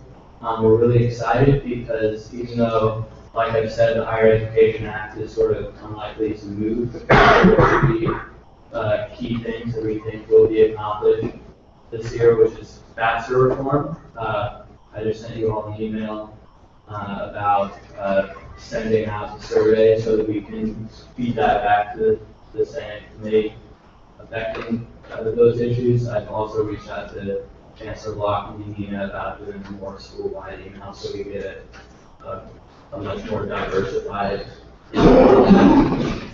We're confident the year-round Pell Grants will be passed this year, which is a really big deal. And working on some other small reforms. We met with the health committee, we met with my Senator Claire Pascal staff. Unfortunately, she's very sick and could not be there, but she met with Bruin Consent Coalition on the Campus Accountability and Safety Act, which is the best legislation concerning sexual violence out there, which is really great. But all I need to say is that it was a very busy, hectic week, but it was a very powerful thing to see students who wouldn't otherwise have the opportunity beyond Capitol Hill fighting for important causes. That was my week. Any questions for the External Vice President? Seeing none, we'll move on to our Academic Affairs Commissioner. Okay. So Justine had a lot of great points with the South Campus survey, but a couple of things I want to go and clarify. We are expecting to get an additional 950-ish students. Heather and I have been hearing kind of get another 952 after 953, but something like that. We'll see. It's also based upon how many students will actually yield. So they'll get it in admissions decisions and then they may change them. So that number still up there, and that's what we're expecting. In addition to that, this upcoming Thursday, I have my online steering, learning and teaching committee. So that's going to be a lot of fun. In 2 weeks, I'm going to be meeting with Pattern, the undergraduate dean of education. We're just going to be talking about a lot of issues for this upcoming year in regards to this increase in enrollment. In addition to that, I think we have facilitated earlier, but we finished up with our USAC undergraduate student initiated education. Info sessions. If y'all are interested in facilitating your own one pass no pass course, please spread that word around. You can find us online. USAC, find us on Facebook. And then Heather mentioned briefly last week we also had our GLC Global Leadership Connection Conference. We're bringing high school juniors from around the surrounding greater Los Angeles area. UCLA, we take them on a tour. We also just have them meet with UCLA students as well as with each other, leadership skills, and go to college, which is very cool.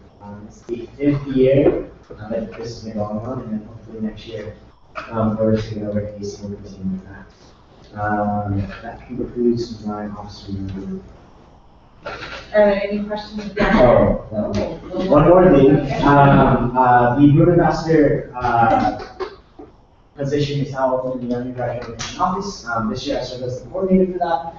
It's a really great just opportunity to work in the undergraduate admissions office. You get to go out to high schools in the greater LA area to freshmen all the way up to seniors about going to UCLA, going to higher ed, and all the pathways to higher education. Sorry, that was a lesson.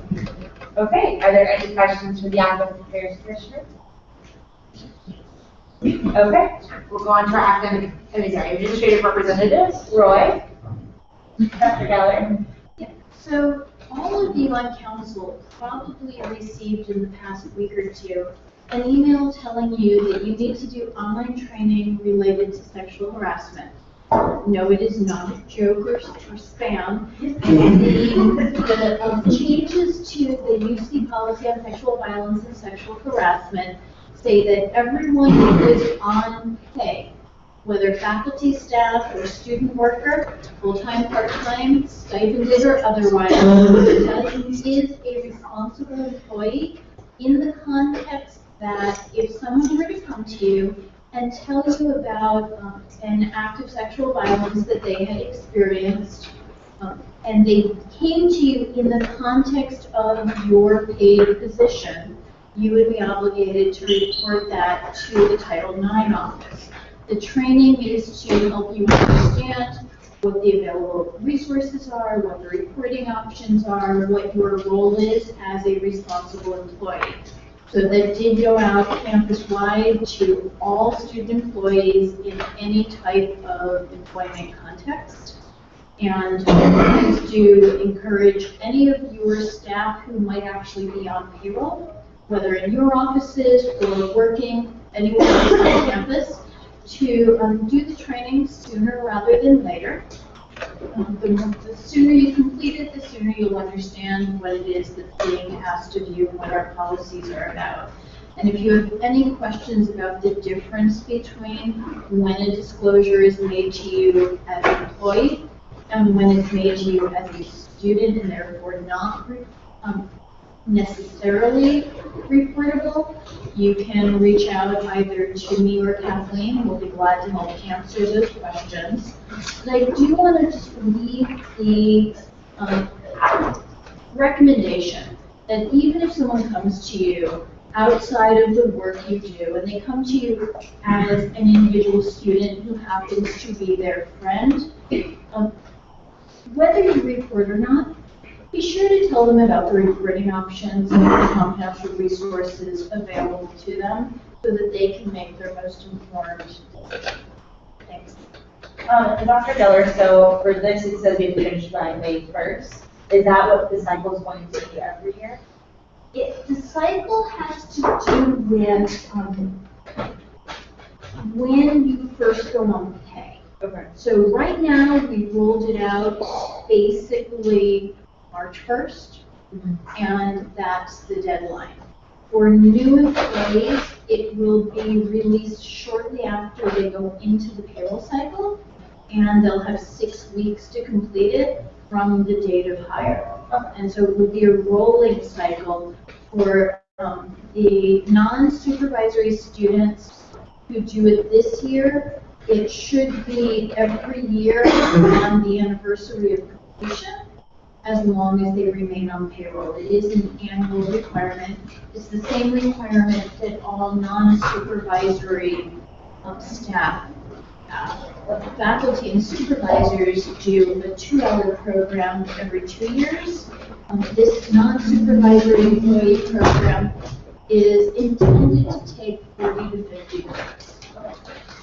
Just the reason I asked is our terms are done May 10th, right, and the completion is May 1st, so I'm just wondering for next year's council, if they're going to notify whether in advance. It sounds like they're going to do more. They should be notified once they're put into the payroll system, within about a month of that, and then they should have 6 weeks to complete once they get their notification. Okay, great, thank you. Did you have anything else? Is that it? Okay, are there any other questions for Dr. Gillick? Okay, we'll go to Christine. Hi, sorry, anything busy? Nope. Nope, okay. And then, let's start. Quick, received an email from Heather earlier this week regarding parking permits available for spring. I brought them with me today. What students have already signed up already. Thank you. Any questions? Okay, please fill out that by tomorrow at noon, I believe is the deadline. I'll release for second round around probably Wednesday night or Thursday, so be on the lookout for that. Okay, we'll go on to our fund allocations, so for contingency programming. So there were only 9 applications this week, and they were all for student groups. Okay. They required $18,770.39. They requested $7,046.00, and the finance committee recommended $1,965. If this allocation is fully approved, then there will be $41,438 left in the budget for regular. Okay. That. I move to approve the contingency programming allocation for $1,965. Second by Trent. Any discussion? Seeing none, we'll go into a vote. All in favor? 1, 2, 3, 4, 5, 6, 7, 8, 9, 10, 11, 12. Those against and those abstaining. To a 12-0-0 vote, the contingency programming allocation for student groups has been approved. Next up, we have EDP room vendors. Yeah, so we had several grant applications for the APAC conference. I was concerned because we felt that a lot of the groups applying had membership overlap, and so we took some time to parse that out. And we satisfactorily, and it's also a difficult thing because the delegation is very larger than most conferences we deal with. So in terms of fair funding, we weighed a lot of different options and satisfactorily found that 3 groups had unique membership without much overlap, and that the size of, the $500 grant to each group was consistent with the size of the delegation compared to other allocations we've released. So one is for Signal Epsilon Pi, another for AD Pi, and a third for Well 500. Consent items, are any discussion or objection regarding the allocation? Okay, seeing none, we'll move on to the academic success fund referendum fund. Yes, so we have 2 student groups, one of which is the internal vice president for the spring activities. So looking at the numbers that the funds are applying to, we received $750 for the answer that. In addition to that, the Asian American Pacific Islander Studies Undergraduate Association is having a program called Studying Solidarity, Reconciling Asian American Experiences with today's political climate. And they requested 497, so just decided to allocate $500. Okay, are there any objections or discussion regarding the allocation for ASRF? Seeing none, we'll move on to our SOUP allocations.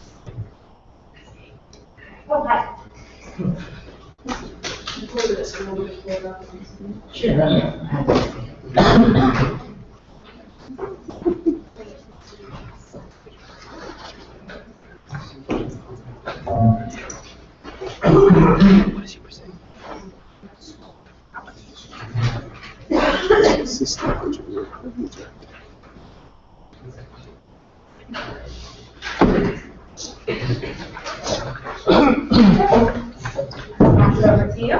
Well, hello everyone. So I hope you all have a good evening. My name is Johnny Yang, and I'm the Assistant Budget Director. So I'll be presenting the Student Organization's Operational Fund applications for winter 2016 on behalf of the Budget Review Committee. So this quarter we were able to allocate 100% of our funds, which is $17,267.05, and to a total of 84 student organizations that applied for SOUP. The average allocation of SOUP for winter quarter 2016 is $205.56, with a standard deviation of $46.34. Last quarter, 141 student organizations applied for SOUP, and the average for that quarter was $132.19, with a standard deviation of $22.61, which is roughly 64% of last quarter's average. Our method of allocation initially requires a SOUP application evaluation process that generates a score of 32 organizations without a hearing and 54 organizations with a hearing. We take this score and multiply it by the maximum amount an organization can apply for, which is $3,000, to generate a pre-allocation amount. Ideally, every student organization would receive 3,000 in funds, or at the very least, a pre-allocation, which is the evaluation score times 3,000, but due to limited funds, we must find a way to make the allocation as equitable as possible. Then after determining the pre-allocation of each organization, we multiply that number by 9.43%, which is the total amount of, to allocate for total pool of funding, which is $17,267.05, the total pre-allocation, which is $183,015. Holistically, we determined each allocation by multiplying their pre-allocation amount by 9.4%. If their allocation summed up to be less than their amount requested on the application, we gave them 100% of their amount requested, and added that extra pool of money to exceptional pursuit applications that received above 90% in their evaluations. Overall, we were able to successfully allocate a complete $17,267.05 in funds to student organizations to apply to SUIT. Unfortunately, with an increasing number of student organizations that apply to SUIT per quarter and a decreasing overall budget, we see a large decrease in average allocation. Hopefully, we can find a solution to make student operational funds even more equitable in our country. Thank you. Okay.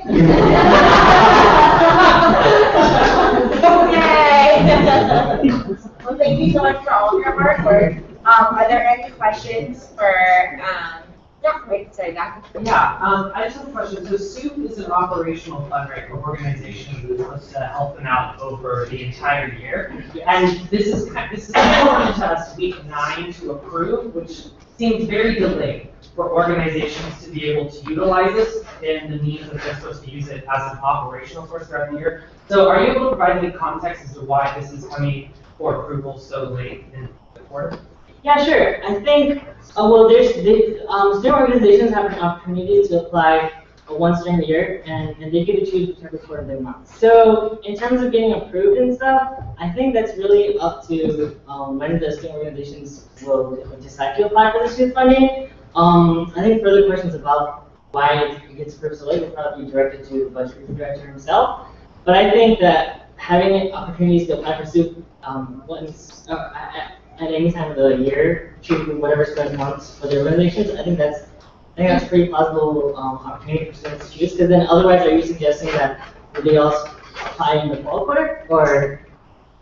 Oh, I was saying in the fall quarter, this came to council much earlier in the quarter to be approved, and SUIT was due at the beginning of this quarter, like within the first 2 weeks, I believe, and it's been almost 2 months for this to come to council for approval compared to last quarter. So I was just clarifying why there was such a delay this time. Oh, sure. I think you should definitely contact the budget review director himself, because I think he's the one that puts this on the. Thank you. Dan, do you have to know the deadline on SUIT for this quarter? Deadline for SUIT? Like when someone could apply for when a quarter, remember when the application deadline was? I'm not sure. The first 2 years, 2016, first place. Okay. I'll show you back the date that that was talking about. Okay, are there any other questions for our assistant budget review director? 16. Okay. Stephanie, have a number. 50, okay. Are there any other questions for our assistant budget review director? Okay, and then again, this goes exactly into the conversations we've been having this entire year about how much SUIT has gone down. I know we've seen, for surplus it was a lot lower. We decided to prioritize giving back to contingency. We voted on surplus, but it isn't to neglect student funding. We just found to prioritize that because we found more student groups were applying to contingency over SUIT. Yeah, and contingency does have more lenient guidelines. But it definitely is conversations that we need to continue having about how we can help increase funding for student groups to make sure we're prioritizing their needs, their programming, and that's it. So any other questions for Assistant Budget Review Director? And then the same processes that you had for the fall quarter would apply for winter, what to choose for hearings and everything? Okay. Okay, great. Let's get a round of applause before we give our vote.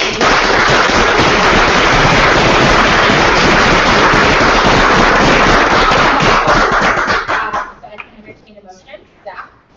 I move to approve SUIT validation. Okay, is there a second? Second by Zach. Any last discussion regarding the student allocations? Okay, seeing none, we'll go into a vote. All those in favor? 1, 2, 3, 4, 5, 6, 7, 8, 9, 10, 11, 12. Those against and those abstained. To 12-0-0 vote, the student allocations for winter 2016 have been approved. Okay. Yay. All right. Okay, we have no old business, so we'll go straight into new business. We have one new business agenda item, the daily brew and rock referendum by Heather. Right, so, council members need to add things to, the agenda, like you can't have a third person entity added to the agenda as an action item, and so that's why I added it. And then I know that we are allowed to yield our time for anyone to answer questions, that are like not on the council table. So is there any way that we could like make a motion to have like Sam answer any more questions that we have throughout our discussion? So what we can do is vote to suspend the, our guidelines and our bylaws and Robert's rules by 2/3 vote, and therefore allowing Sam to answer any questions. Since I know he is the one who will be specifically putting this referendum on the table, it will be the most best to answer any questions the council may have. So can I entertain a motion to suspend our bylaws? Yeah. I move to suspend our bylaws and rules. Okay, so second. Second by Trent. All those in favor? 1, 2, 3, 4, 5, 6, 7, 8, 9, 10. Oh, second. No, are we allowed to suspend our bylaws, or just, I believe we're only allowed to suspend our rules? 2/3 vote, we can suspend the bylaws, which says we have to adhere to Robert's rules. As a point of So clarification, 2/3 vote. as a point of clarification, Robert's rules themselves allow for their own suspension. And because it's Robert's rules, it specifies that only members of the council will have the right to debate. So we don't actually have to. Wait, let me let Ted answer. Sorry, so we're, in effect, we would be suspending the rules, not suspending bylaws. Okay, suspending the rules, and we're gonna do a 2/3 vote to suspend the rules. So I retract the original motion and amend it to suggest that we move to suspend our rules. Okay, so second. Second by Trent. All those in favor of suspending the rules? 1, 2, 3, 4, 5, 6, 7, 8, 9, 10, 11. Against? And those abstain? 1. All right, 2-0-1 vote. We will suspend the rules to allow Sam to answer any questions that we have. Since we are on a new business, I'm going to entertain a motion to approve the daily brew and approve off referendum. Ian, I move to approve the daily brew and brew off referendum. is there a second? Second by Zach. We're in order discussion now. Okay, so So I have a question about the motion, for point of order, yeah. because it's not to approve the referendum, it's to add this referendum to the ballot. So to approve the language. Sure. Yes. Yes, Which is okay. Well, to say that it can be on the ballot, because the actual language has to be sent to UCOT and approved by the chancellor's office in order for it to be on the ballot. Right. Sure. So, but you're approving it as it is on the agenda. Yes. I move to approve the referendum. I mean, if we're approving the referendum before it goes to the office of the president and the chancellor. Then it is being approved, the referendum to the language for UCOT to change. We vote on the entire ballot, come people second. People win. You're voting on whether or not to place the daily brewing and brewing walk referendum on the ballot. And you're further, when you vote to place it on the ballot, specifying the language that will be submitted for formal approval. Yes. So I phrase the motion by saying that I move to approve the language of the daily brew and brew and walk referendum that has been attached to the agenda. Being placed on the ballot. Right. The referendum is language or something. Right. Okay, so I move to approve the daily brew and brew and walk referendum language to be placed on the spring 2016 ballot. Okay. Second by Zach. Okay, now we'll go into discussions. We'll start with any questions that we have about the general language, then we can go into any amendments that we have. So general questions about the language, and Sam is available for questions if that's already done. Hey, Sam. Let's go. It's my understanding that there's a lot of public comment, not just from data driven operatives, but also from people within the general student media community. But the language, explicitly points to the data driven and Bruin walk, which we've seen. Now, I understand that frees up money in the original student media referendum, which is probably where all the universal support comes from. But is there any mechanism to ensure that that theoretical application is actually the one that's practiced? Right. So I think a distinction we need to make, right, is between a fee and a budget, right? So this fee is something that would support the daily Bruin, but then there's also, in tandem with that, is the budgeting process that the communications board works on every year. And so, as you just mentioned, right, money can come in and support the daily Bruin, and that would free up funding from the pledge fee, which can go to support the student news magazines. That's something that is up to the board, the communications board, or publisher, to see through. So their finance committee had a meeting at 5:45 this evening. They were discussing tentative budget assumptions, which speak to having more funding in the budgets for each of the news magazines moving forward. So, so in your opinion, you think that next year, if this referendum were to pass on the ballot, that in fact news magazines, UCLA radio would have their budgets, and there is some accountability mechanism to ensure that. I think so. What's good for the Daily Bruin is good for student media. I mean, we, as an organization, the organization was carried by Daily Bruin revenues for decades. Those revenues have dropped since then, and so now we're looking to find a way to support the whole organization, even though there's very dramatic declines in revenue for the. Okay, Trent? Kind of piggyback on Zach. So then, have you consulted with the news magazine and other entities for the student media? If so, which ones? If you could kind of go over it. It seemed as public comment you actually did. Okay, so Zach Seidel just spoke on behalf of UCLA Radio, and Arvely Ward, our director, consulted with each of the editors of each of the student news magazines. Excellent. I just have two questions for the editor. So this is going to the Daily Bruin and to Bruin Walk. So what percentage will go to Daily Bruin? So how much of the people go to Daily Bruin and how much of the people go to Bruin Walk? Yeah. And also, I'm sure you guys came to that number very specifically for that purpose, but according to the presentation, you said Daily Bruin is running a deficit, so that money just brings you guys from running a deficit to not running a deficit. And so if that's the case, how will that free up money for other student groups to access, or like other student media to access that fund that is just gonna bring you guys back to even? Sure. So Bruin Walk is actually a publication of the Daily Bruin, so it's hard to kind of say, this much is going to this publication, this much is going to that. There are a lot of shared resources between the two groups, and the programmers who work on Bruin Walk also work on Bruin.com. I don't know what I can answer more specifically than that. Bruin Walk and Daily Bruin share servers. They share a lot of resources. So money that's helping one is helping the other. As far as a mechanism for making sure that that money flows around student media, again, that's more of a question for the communications board. But I would say, I guess, in 2009, we approved a referendum to pledge, or I'm saying we approved.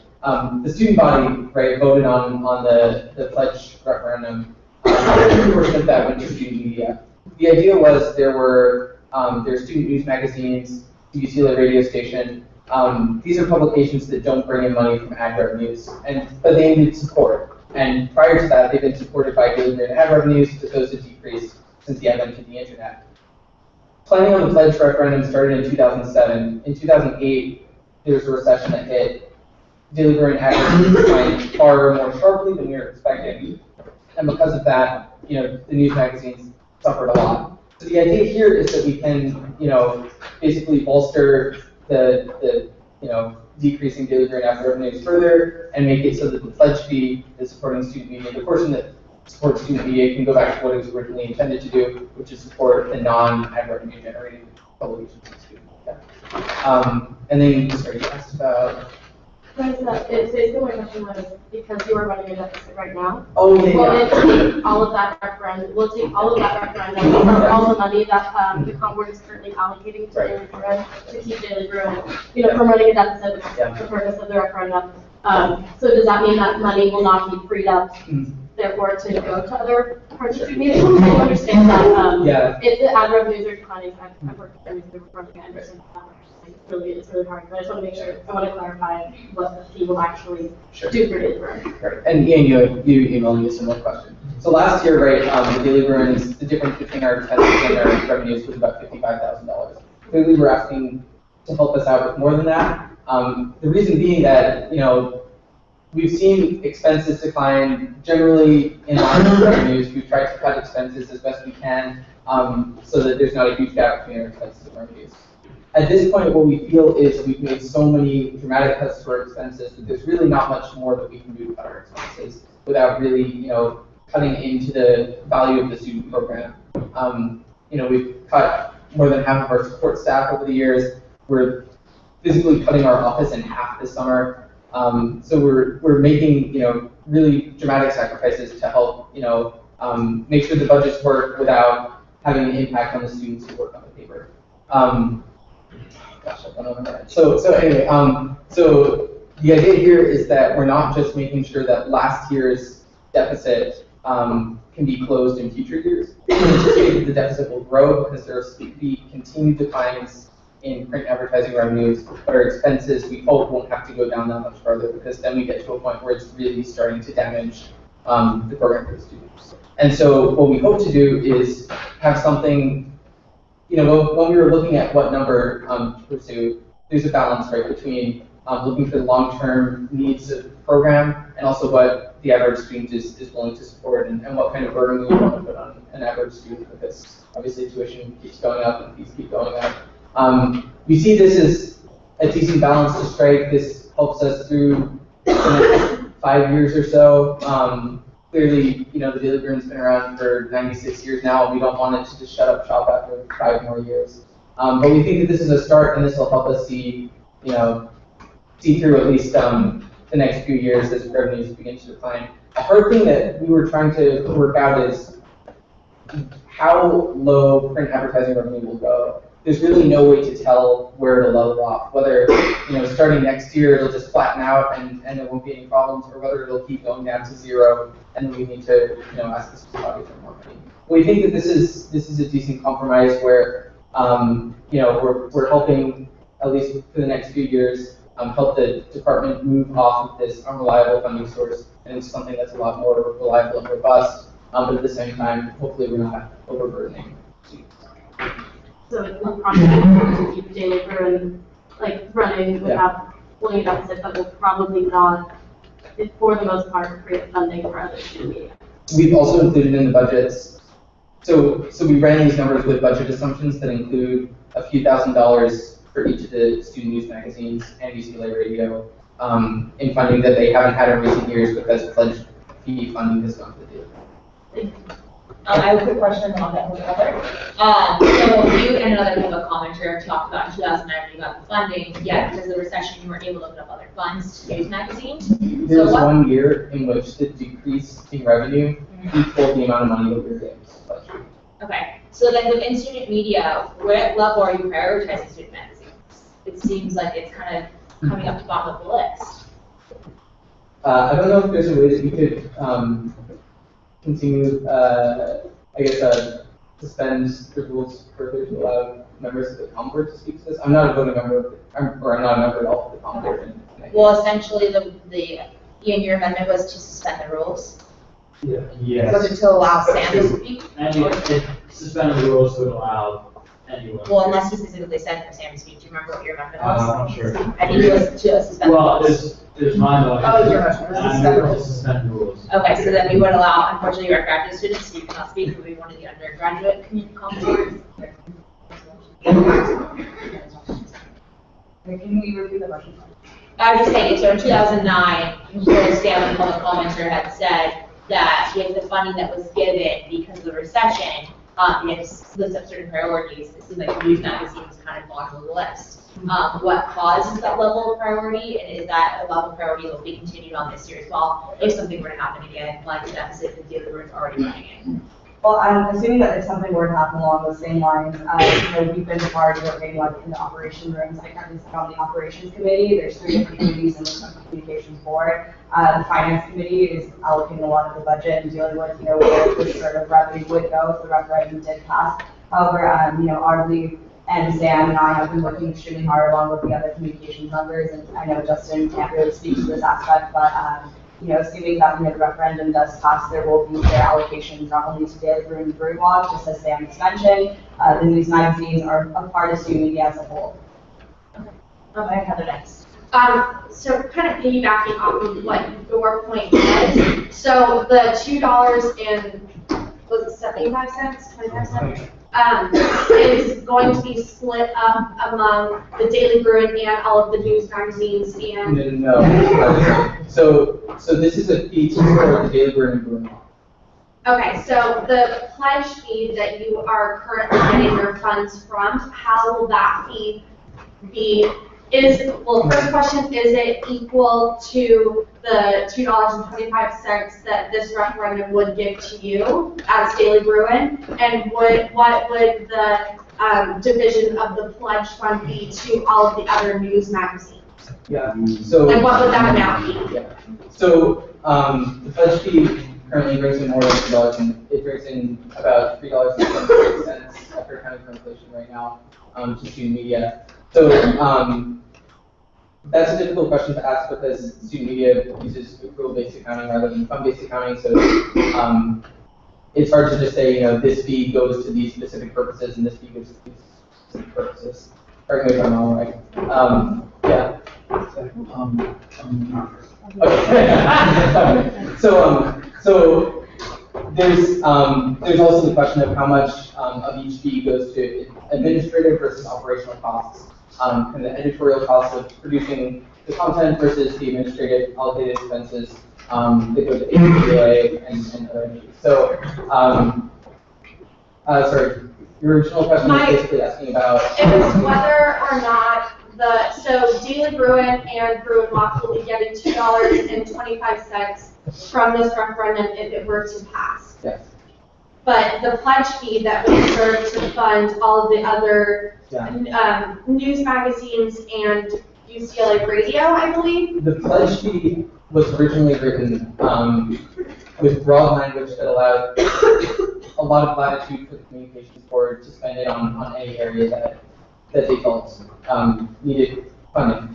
So it's up to the COM board discretion to fund the news magazines. And is there, maybe Ashley could elaborate on this. Is there any stipulation within your guidelines of operation to fund the different news magazines equitably and other student media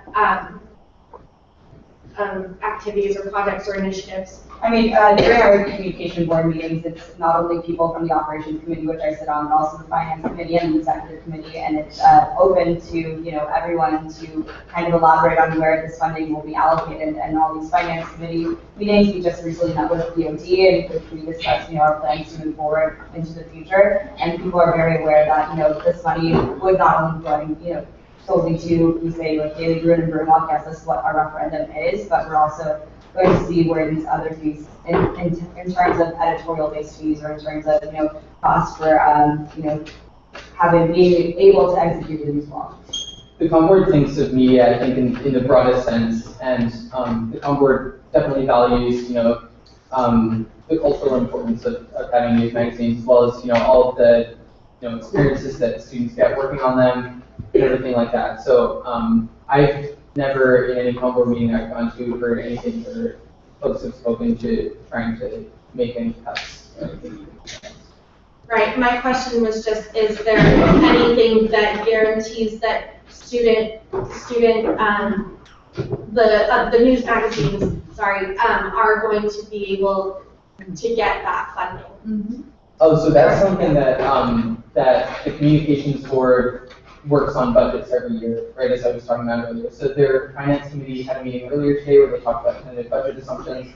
So moving forward, they work to develop those budget assumptions, and that gets worked into the budget that they vote on later in the year. Okay, are there any other questions? But that's not tied to the fee. The fee is a separate thing from the budget in the sense that, like, the COM board works on budgets regardless of whether the is pursued by the COM board.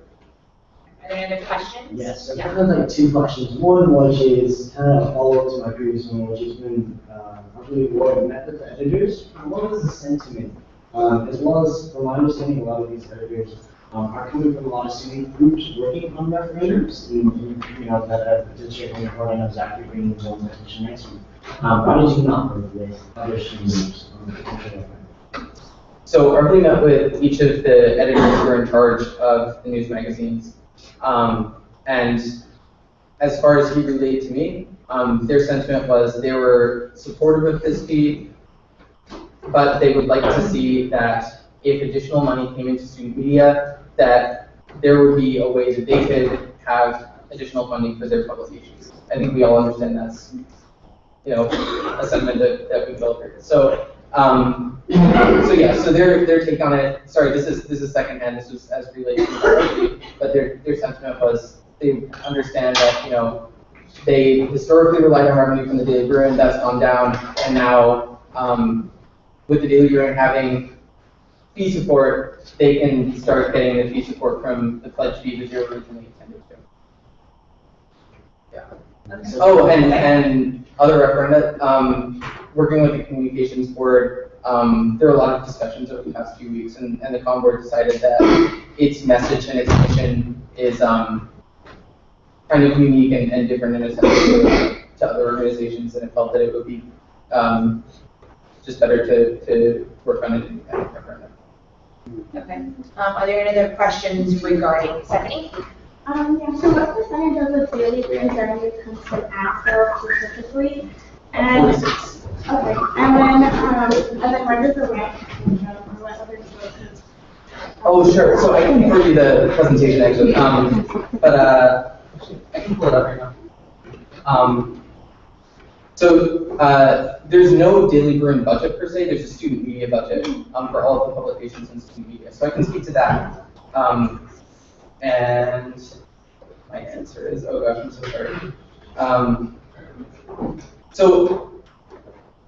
Most broadly, off the top of my head, we bring in around $220,000 a year in outdoor advertising that refers to kiosk sales on the campus.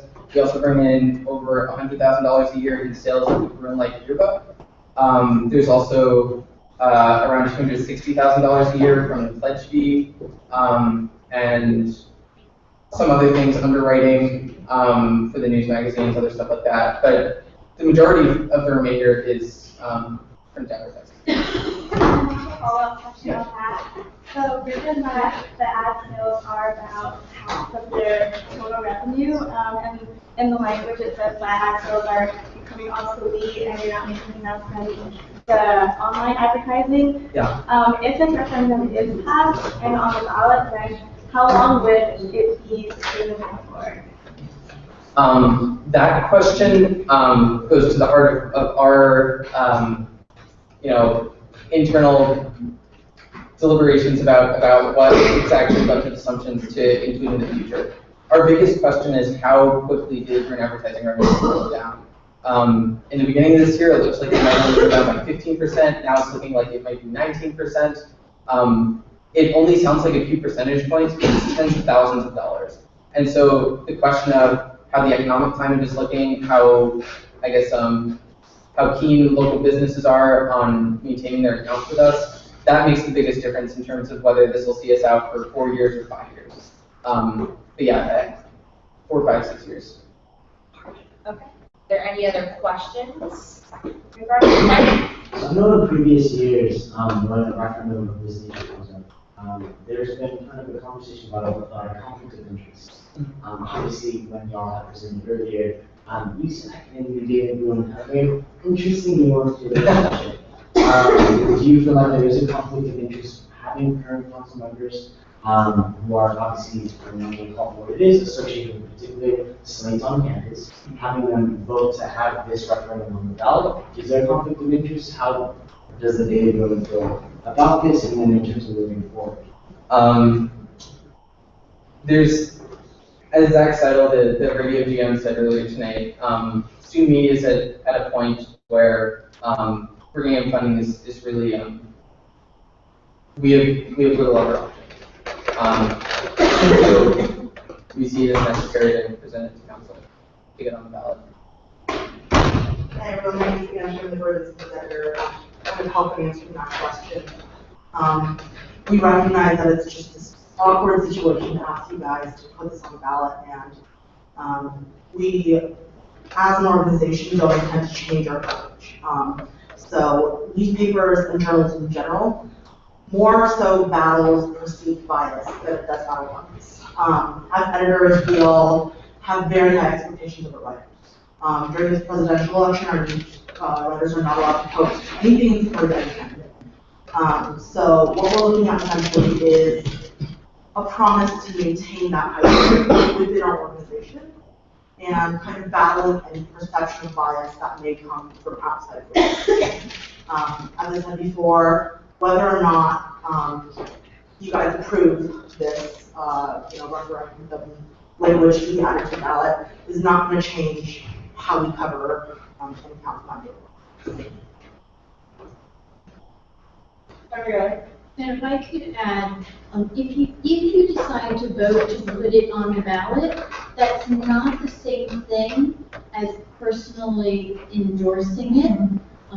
It's giving the students at large the opportunity to vote yes or no. So you can say that I'm voting to put on and I support it. You can say I'm not voting to put on and I don't support it. Or you could say I'm voting to put it on and staying neutral, but putting it out there so that students can decide whether this is a fee they want. I think the concern that comes from if a council member would choose to vote no, they feel that they have to vote yes, even in a neutral perspective, even if they think it should be on the ballot. Would that still stand as a conflict of interest for a no to a yes vote, as to a yes to a no vote? It shouldn't be. I think we all hold our student journalists to a high enough degree of ethics and journalistic ethics to trust that they are not going to change the way they cover any individual council member's office as the result of how that office holder should vote on this particular issue. And I think it would be fair to criticize them if their coverage were to change in a retaliatory fashion. I mean, I feel like the council in this matter, this kind of situation, functions as a gatekeeper. I mean, it's as simple as that. I mean, I think the council should try to be objective and allow access, whatever purpose. Zach?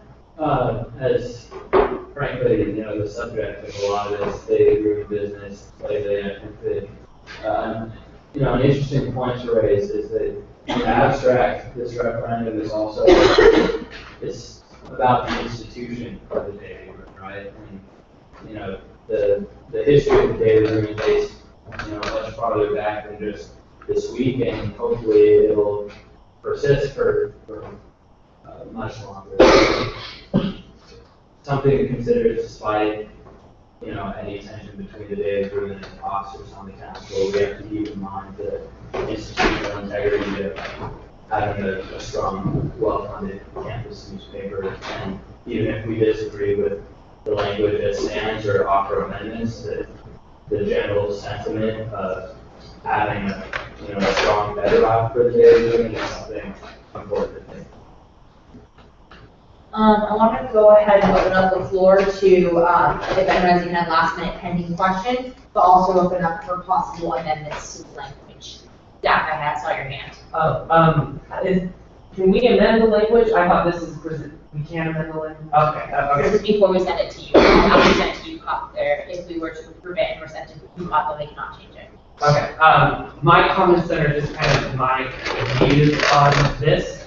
And I very much agree with sort of what Dr. Galvin-Roy was kind of saying as this is presented to, I think it's very interesting that council approves referenda as it goes, and it's important that we do, but at the same time, trying to be, like you said, objective and looking at the language as presented to us. I wish there was a special presentation on that, but I appreciate being able to speak on it, and members of the daily room being able to come in and talk during public comment and give us as much context as possible. But I think with all the information that was sent to us on Sunday, with the presentation sent by Daily Bruin as far as justification for this referendum, they have justified their need.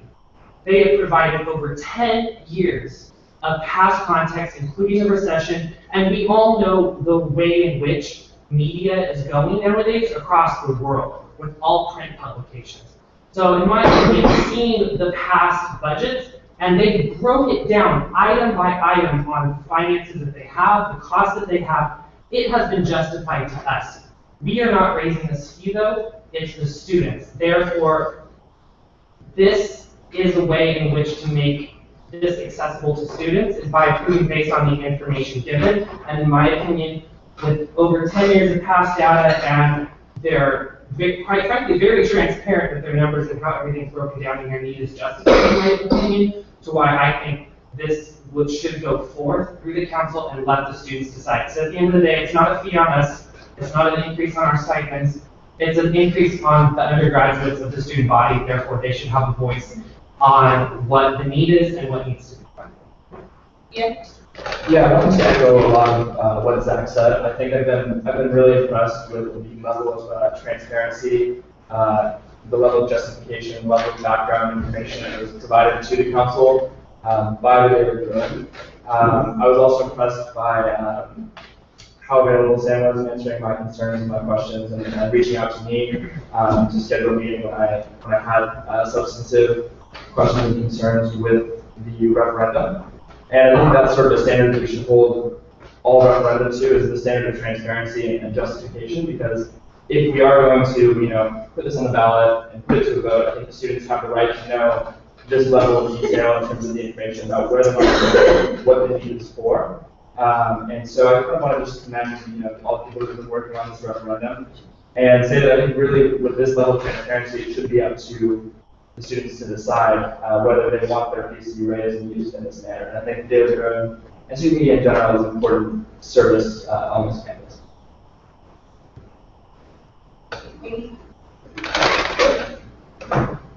Yeah, kind of going off of what Zach and Ian said, I don't want to reiterate, but I just want to say the transparency was very nice. It wasn't just Ashley who reached out to me or Jada who reached out to me, so that level of transparency was much appreciated on my end. And for me, it made me even more so concerned about the referendum in terms of how much knowledge I should be pursuing and voting, to put it on the ballot and not. That being said, I do believe that the students should have a say, because the DB doesn't just report on us, they also report on everything else going on this campus. So I do agree that it should be put up for the students to be able to decide. Ultimately right now is that we have that vetting process of being able to put it on the ballot or not, and I don't think we should take that away from the students to be able to vote on it themselves. Are there, So I kind of, maybe it's a discussion for all of us as well as a question to see, is kind of from the public comment that we received, this is the obvious need. So this is, there's no sunset date. Let's say you're hypothetically speaking, 10 years, y'all are working, in the block, right? Y'all have, expenses. That kind of will penalize some other entities in student media who potentially could use the money. Would y'all be wait, sorry, so you're saying in 10 years' time, let's assume print advertising revenues don't go down, student media will be operating in the black? Yes, so Daily Bruin. Okay.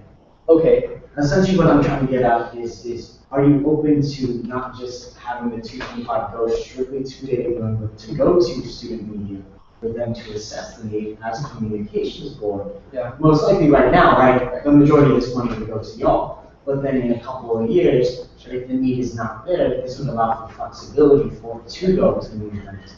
Yeah, so we decided for a number of reasons that this was the language we wanted to pursue, that it would focus on two kind of flagship brands that a lot of students recognize. That being said, I would caution that daily burn expenses, even if they're cut by 50%, will not fall under $225 per student. And you know, the additional funds that will keep the daily burn going will continue to be print advertising revenues.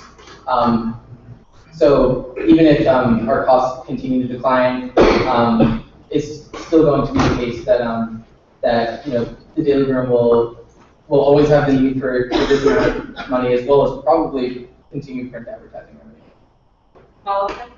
I completely agree with you, but why not, you know, add some flexibility? Sure. It seems as though y'all are looking at it with a very narrow-minded perspective. I look at it, you know, I do agree, right? It's highly unlikely. It's highly unlikely. Let's call it what it is. But in the scenario it does, we can't do that, right, with the current language. Yeah. So why not add flexibility? Yeah. I think that we could speak a little bit about what it would look like if we wrote it as a student media. So, it could, the question, could stay the same.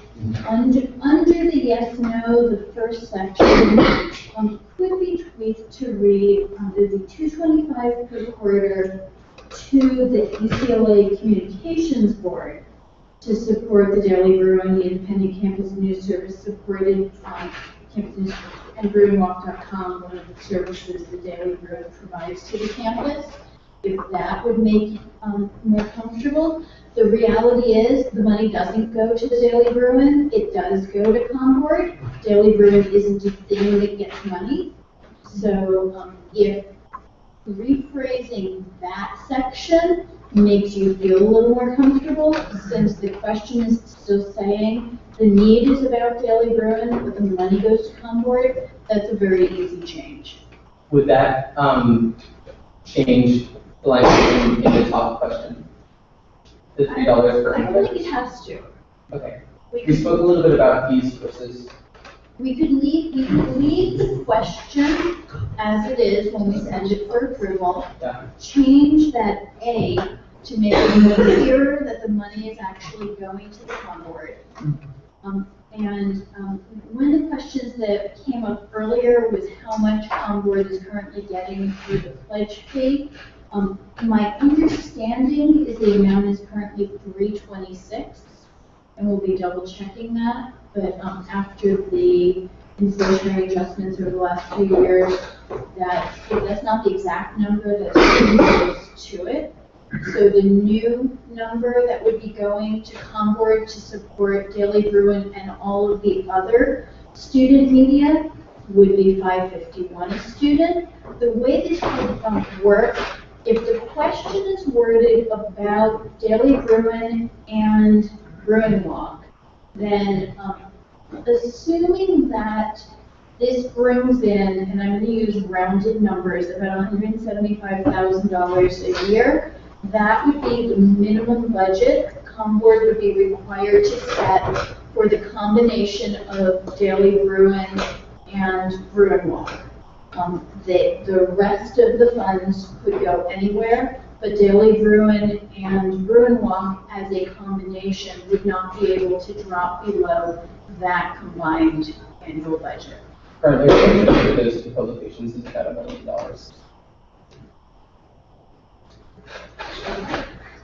Were there any other amendments to or suggestions to amend? I have a question for Trent. Are you making those amendments?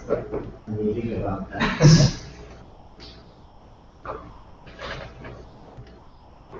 So, question for that.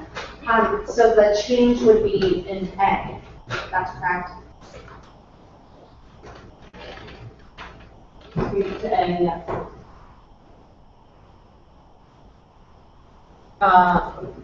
So Trent, would you like to make that suggestion? Yeah, sure. So then I move to amend the referendum to include, Dr. Gelly can help me with this language, to change A to 225 a quarter to the UCLA Communications Board, which is to support the Daily Bruin, the independent news service. And while, roomwalk.com, one of the services that Daily Bruin provides to campus, and the various news magazines within student media. Okay, so. It's a PDF, yeah. So to UCLA Com Board to support the Daily Bruin, to support the Daily Bruin, the Independent Campus News Service. The Independent News Service, roomwalk.com, one of the services the Daily Bruin wants to be. Roomwalk.com, they're only name after. One of the roomwalk.com, one of the services the Daily Bruin provides. Okay. And the various. Yeah, but then also, I'm realizing we also have UCLA radio on this as well, so we might as well include it. How do we include all aspects of student media? And other student And media. other student, okay, there you go. And student media. And other student media. So Deb, if I could clarify again. Oh, sorry. No, go ahead. Yeah, sure. So we discussed a little bit about whether the language at the top would have to say a $3 increase or increasing student fees by $3, right? A $3 increase to a $3.26 fee, or You're already saying it's an increase, and so we'll get feedback when it goes for formal review about where the old fee needs to be disclosed, whether it's in the question part or whether it's in supplemental information. It is likely going to need to be disclosed somewhere. Okay, so we had a motion on the table, so honoring Trent's motion, is there a second? Second by Heather. Guess we'll go into discussion regarding the amendment made by Trent. Ian? Point of clarification, can you read that amendment one more time? Yes. It's the beginning, which is shall, so this is to part A of the amendment. So 225 per quarter to the UCLA Communications Board to support the Daily Bruin, the independent campus news service, Boardwalk, one of the services of the Daily Bruin that the Daily Bruin provides to the campus, and other student media. Right. So this is going to be regarding this amendment, just for grammatical purposes. Maybe Anna needs some help. Would it be best to say and other student media or and other student media entities? I don't think it's really matter if you want to make it more concise and maybe you can add entities. It's not going to make a difference in the rest of the definition. Yeah. How does everyone feel about and other student media or and other student media entities? Entities? Okay. Okay, friendly amendment. Okay. So any discussion regarding that? Okay, now this discussion is regarding this change, but its impact now on the title. Because from my understanding, the title of a referendum has to encompass everything that's under it. The title now no longer represents everything that's under the referendum. It now includes the COM board entities. So Dr. Geller, is that okay that it stays Daily Bruin and Bruin Walk, or must that now be modified if this change were to go into effect to encompass what is now under this referendum? If you would like it to stay as is, we can send it for review this way and see what the review response is. So in past resolutions, we always have to ask the author about the highlights, and so like the who authored was referendum. Right. Like, can we get their viewpoint on it? You can get their viewpoint on it. It is different from resolution because resolution you ask the council members that are, the council members don't do voting members. But if you'd like to ask Sanders' opinion, you may have voted to set a rule. So, And I know you mentioned that you and Dr. Miller have talked about the marketing services, do you think you're doing it somewhat? You feel about creating a name? And also just to clarify, like, a student media entity, and those student media entities that were specifically discussing are media activities. well, and radio, radio and whatever else. And maybe in the future, there's some thing we don't even know about. Okay. 3D. Sure. Yeah, I mean, well, we discussed this language at length internally, so I'm sure you all understand. So, the general idea behind the language that we're presenting to council tonight is that we feel that that students looking at this for the first time will see brands that they associate with, experiences they've had, services that they've used on campus, and we felt that this was something that that in effect students would be able to see and understand immediately what the benefit is for them. And so that was why, I'm sure you understand, we went through multiple iterations of different things that we could name it, and we felt that this was something that was straightforward to the point, and folks know, everyone has used Roomwalk, and I'm sure can speak to your GPA would be way lower if they hadn't. So having that in the title really helps, bring out the advantages. Sorry, speaking to me. Advantages of supporting our programs. Okay. And then just your opinion, and also maybe actually as representative from Commonwealth, about changing the language again to read in part A, $225 per quarter to the UCLA Communications Board to support the Daily Bruin independent campus news service, Roomwalk, one of the services that the Daily Bruin provides to campus, and other student media entities. I think I'd just like to echo that it's kind of hard with, this change happening so suddenly when we were in like the drawing room, kind of going over when it was strictly just the, Daily Bruin and Roomwalk. And I know it's been informed to me that the Finance Committee did meet and working on, finding some of these fund allocations to be allocated in terms of stipends to these news magazine editors, and we never want to, kind of shun them and put them in the, dark without getting any funding from the fee. So I just really like to highlight that point. I can't really form my consensus on this with the sudden change right now. Sam? As long as, my biggest concern is that the question up top remains the same. I'm not sure whether UCOP would have more issues if we decided to change the language. But changing the language to be more inclusive, as long as the ask of the students is phrased the same way, I don't have any problem with that. All right, Heather and then Frank. My question would be to Ashley. So, as COM board, you would be responsible for allocating these funds, and with this more inclusive language, it would be up to COM board's discretion to decide whether all of the $2.25 goes to the Daily Bruin or if it is broken up among all of the different entities within student media. And I'm clarifying the question with, adding that it strictly would be up to the communications board in terms of where they would be allocating their funding, whether that be Daily Bruin and Bruinwalk, which is the entity of Daily Bruin. And going off of that, I think that it's definitely good to be inclusive of all of these news magazines and to have their support within the Daily Bruin office as well. We get a lot of support from their organizations and be able to kind of see this fee move forward and hone in a lot of votes come spring. So since we've suspended the rules, is it possible to kind of get the sentiment of council as a whole?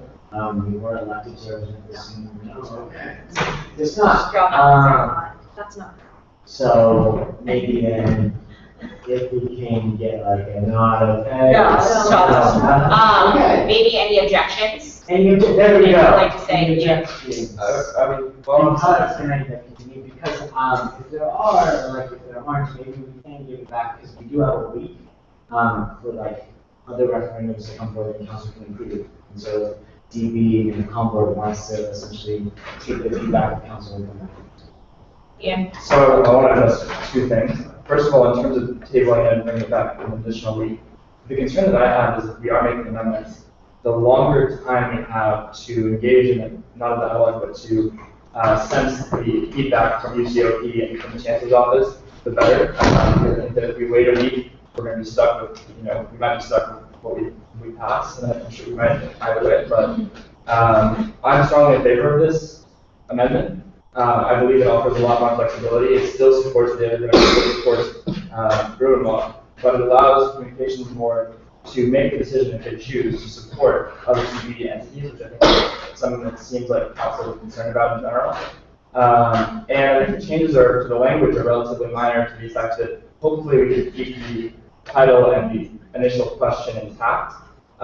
Because all we did essentially is say, we're funding the communications board, which still supports these brands that you've heard about. We're still supporting the Daily Bruin, we're still supporting BruinLaw.com, but also it's at the discretion of the communications board to fund these other entities as well. So I think that the ask and the language is still substantially similar, which I think would be favorable in keeping the title. I think that if we delay this, it could hinder our flexibility in the future. 2 points I'd like to make to what Ian said. We also additionally, we don't know, we do want to give everyone the opportunity to get signatures or go about other means in which they would choose if we do vote no on this referendum. And additionally, I think having this other vague language just open it up, since it has no sunset date, that we don't know what student media is going to be like in 10 years from now. Maybe print won't be a thing at all, and so we do want to make sure we're as many avenues, since this is a long, enduring fee, and so we want to make sure that we are as vague and open as possible in case things do change in the publications in the future. We do have a motion on the table in a second regarding this amendment. So is there any other commentary, objection, or anything regarding this amendment? Again, it is to part A, it is to say that,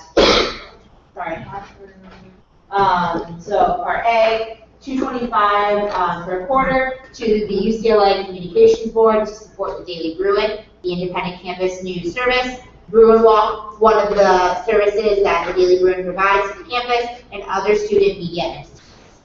So is there any other commentary or anything on this amendment? Okay, seeing none, we'll go into a vote regarding the amendment. All in favor, please raise your right hand. This is just for the amendment, not for the overall referendum.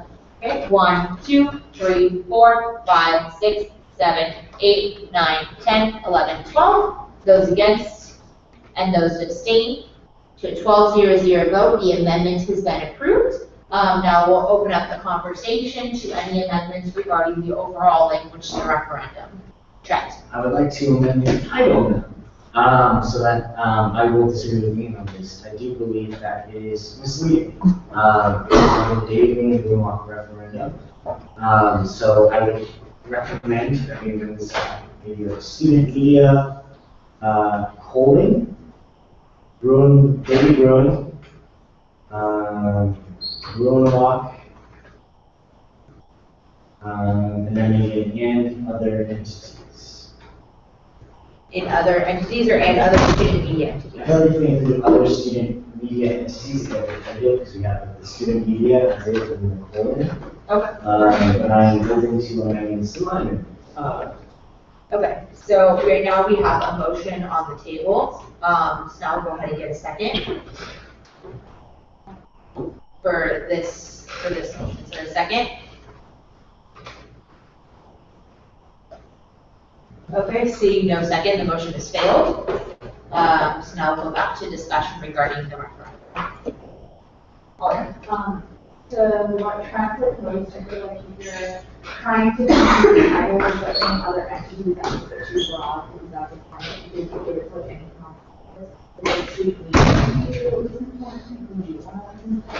So do you mind repeating it with student media? Sorry, because so he has, so just to clarify, he has student media, colon, Daily Bruin, Bruin Walk, and other entities. Oh, so he's okay. saying when entities referencing this is a colon from student media. Yeah. Just to clarify. No, I mean, mine, whatever works. Yeah, no, I don't hear the student media part. Yeah, So it's so- okay, student media. Colon, right? And the colon is essentially, it's designed to describe what exactly is student media. You go into scope brand recognition, obviously the Daily Bruin primarily, but then you also have Bruin Walk, and then you also have the other entities. Right now, it's also essentially the future. Right, I was asking. I believe, and feel free to correct me, but I believe that if we specify student media, particularly in the title, that we have to, in referendum, I believe we have to state that if you pay X towards it, we would have to compound that with the pledge fund, right? And so that just makes the referendum way less likely to pass, and I think we sent that to you, that's but maybe. They're going to require that that be disclosed somewhere regardless. What we're going to find out from them is if it needs to be in the question itself, so in the ABC part, or if it can be in the supplemental information. But don't you Either think, way, it can't be hidden. Any time a fee is an increase, that needs to be disclosed. And since ComBoard already gets student referendum funds, it will be disclosed somewhere. That won't be changed by what you call this.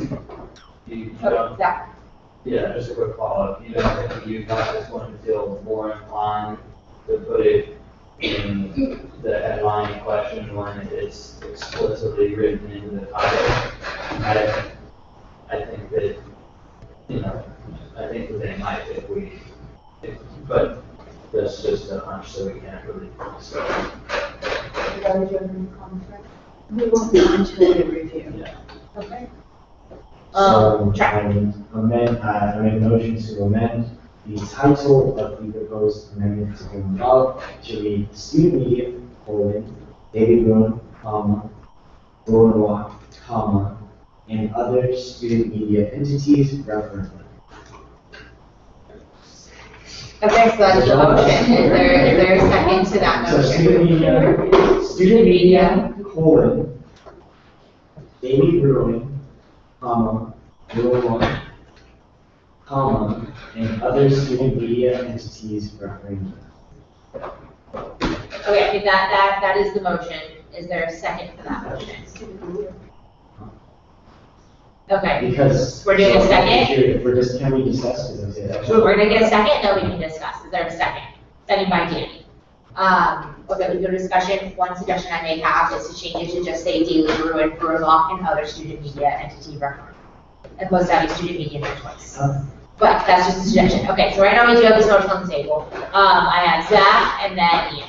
As a student, when I have, when I'm on my computer voting and I see the jumble of words in front of me, I think, this is a series of things I don't care about and it's going to cost me money now.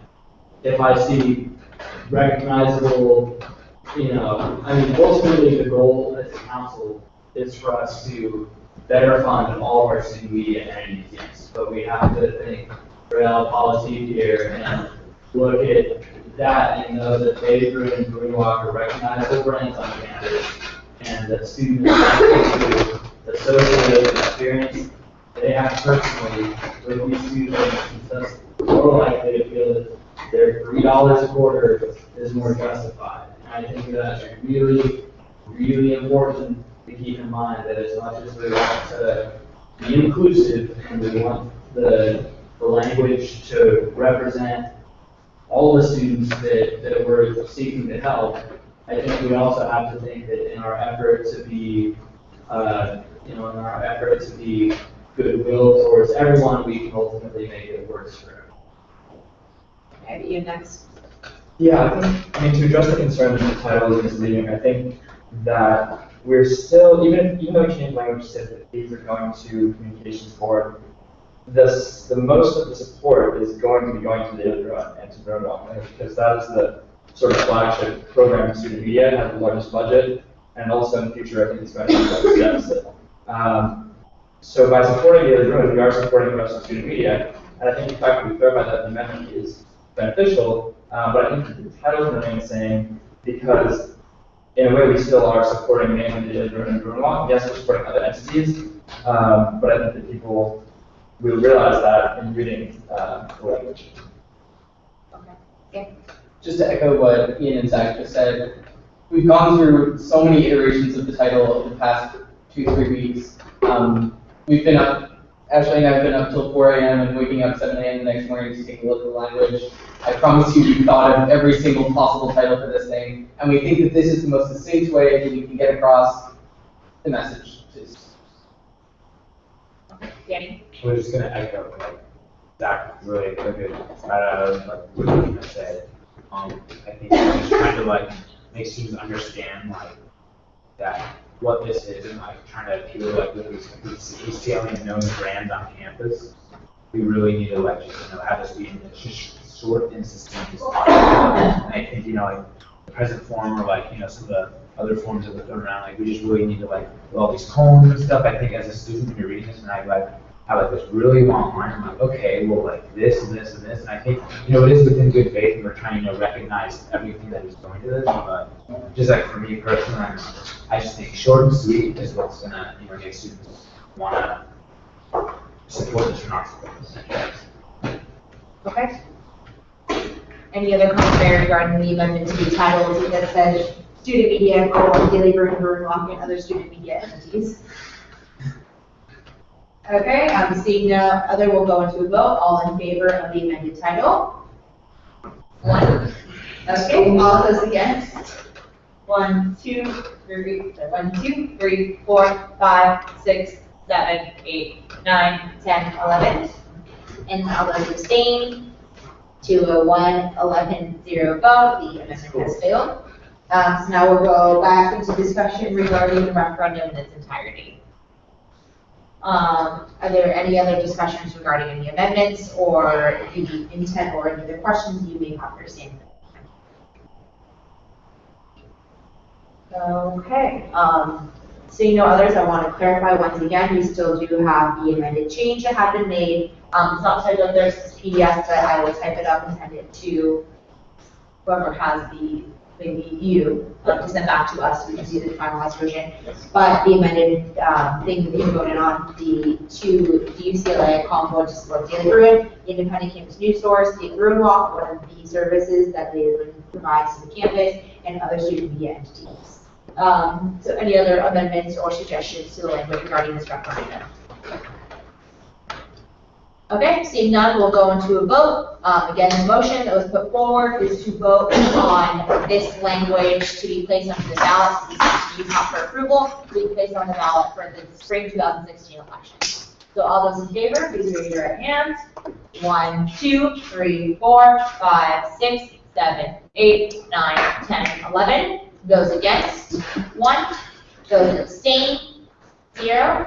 To 11, 1, 0 vote. The referendum language has been approved to be placed on the ballot.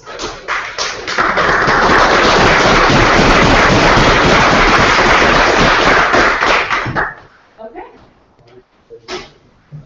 Elections are around the corner, everyone. All right. Okay. Thank you everyone for coming out to hear hard work on this. Okay. Maybe get some silence. If we get some silence in the room, we will go on to announcements.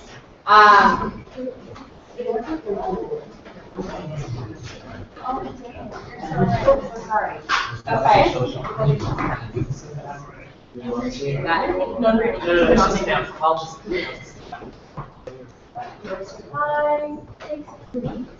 Okay, so our minute taker has brought to my attention, I'm so sorry, I completely skipped over agenda item number 3 to approve the minutes. So before we move on to announcements, we will go back to that. My mistake, as chair, I will go back to that part of the agenda. Can I get a motion to approve the minutes from February 23rd? Motion by, oh yes, you already voted. I moved it to approve the minutes. Okay, is there a second? Second by Zach. Any discussion regarding the minutes? Okay, seeing that, we'll go into the vote. All in favor? 1. 2, 3, 4, 5, 6, 7, 8, 9, 10, 11, 12. Those against? Those abstain? 12, 0, 0 votes. Approve the minutes. Okay, next up we'll move on to announcements. Please, as Heather mentioned, fill out the Google Docs. You can place the announcements on Facebook, as well as our website. 2 great free publicity sources for everyone. So please do to do that. So are there any announcements that anyone needs to add? Yes. Just wanted to bring up a couple announcements that I feel pretty important to just say after.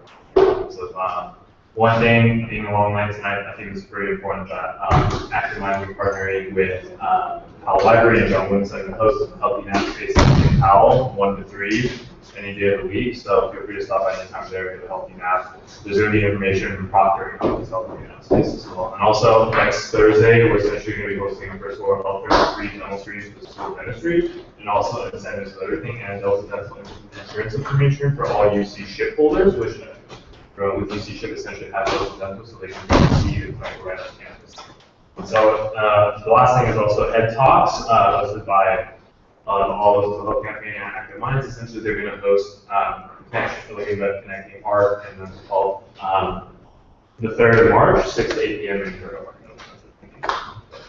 Okay, oh yeah, also emergency fund drive, so we have our planning, and which is like separate from what my office is doing, so it's like initiated by any of like friends thing that we felt really passionately about. And then the actual drive is, there's going to be a box that should already be placed in my office, if not, it will be by tomorrow morning, as well as a poster, so there's like the actual donations to the product. So I really encourage you to do that, because I already know the girls on their grades today to have in the product, so.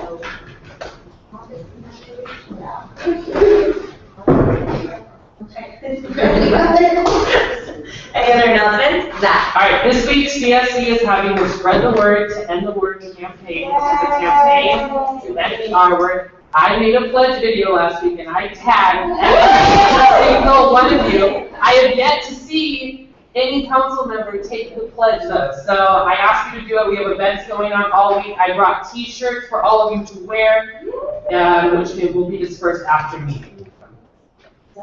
If I did a video last year, do you want me to make a new one? Okay,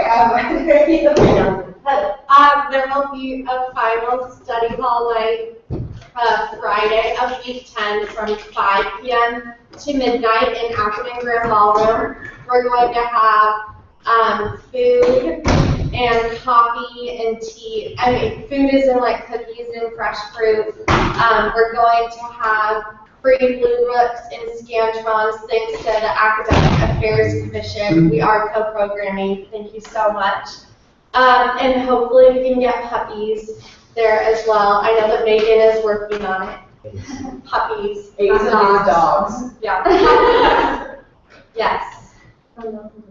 Okay. I'm finished. Okay, Lexi? That was the there's a concert happening tomorrow in Ackerman Graham Ballroom, and there's 3 amazing female acts in support of Be Recognized here. It's an annual empowerment week.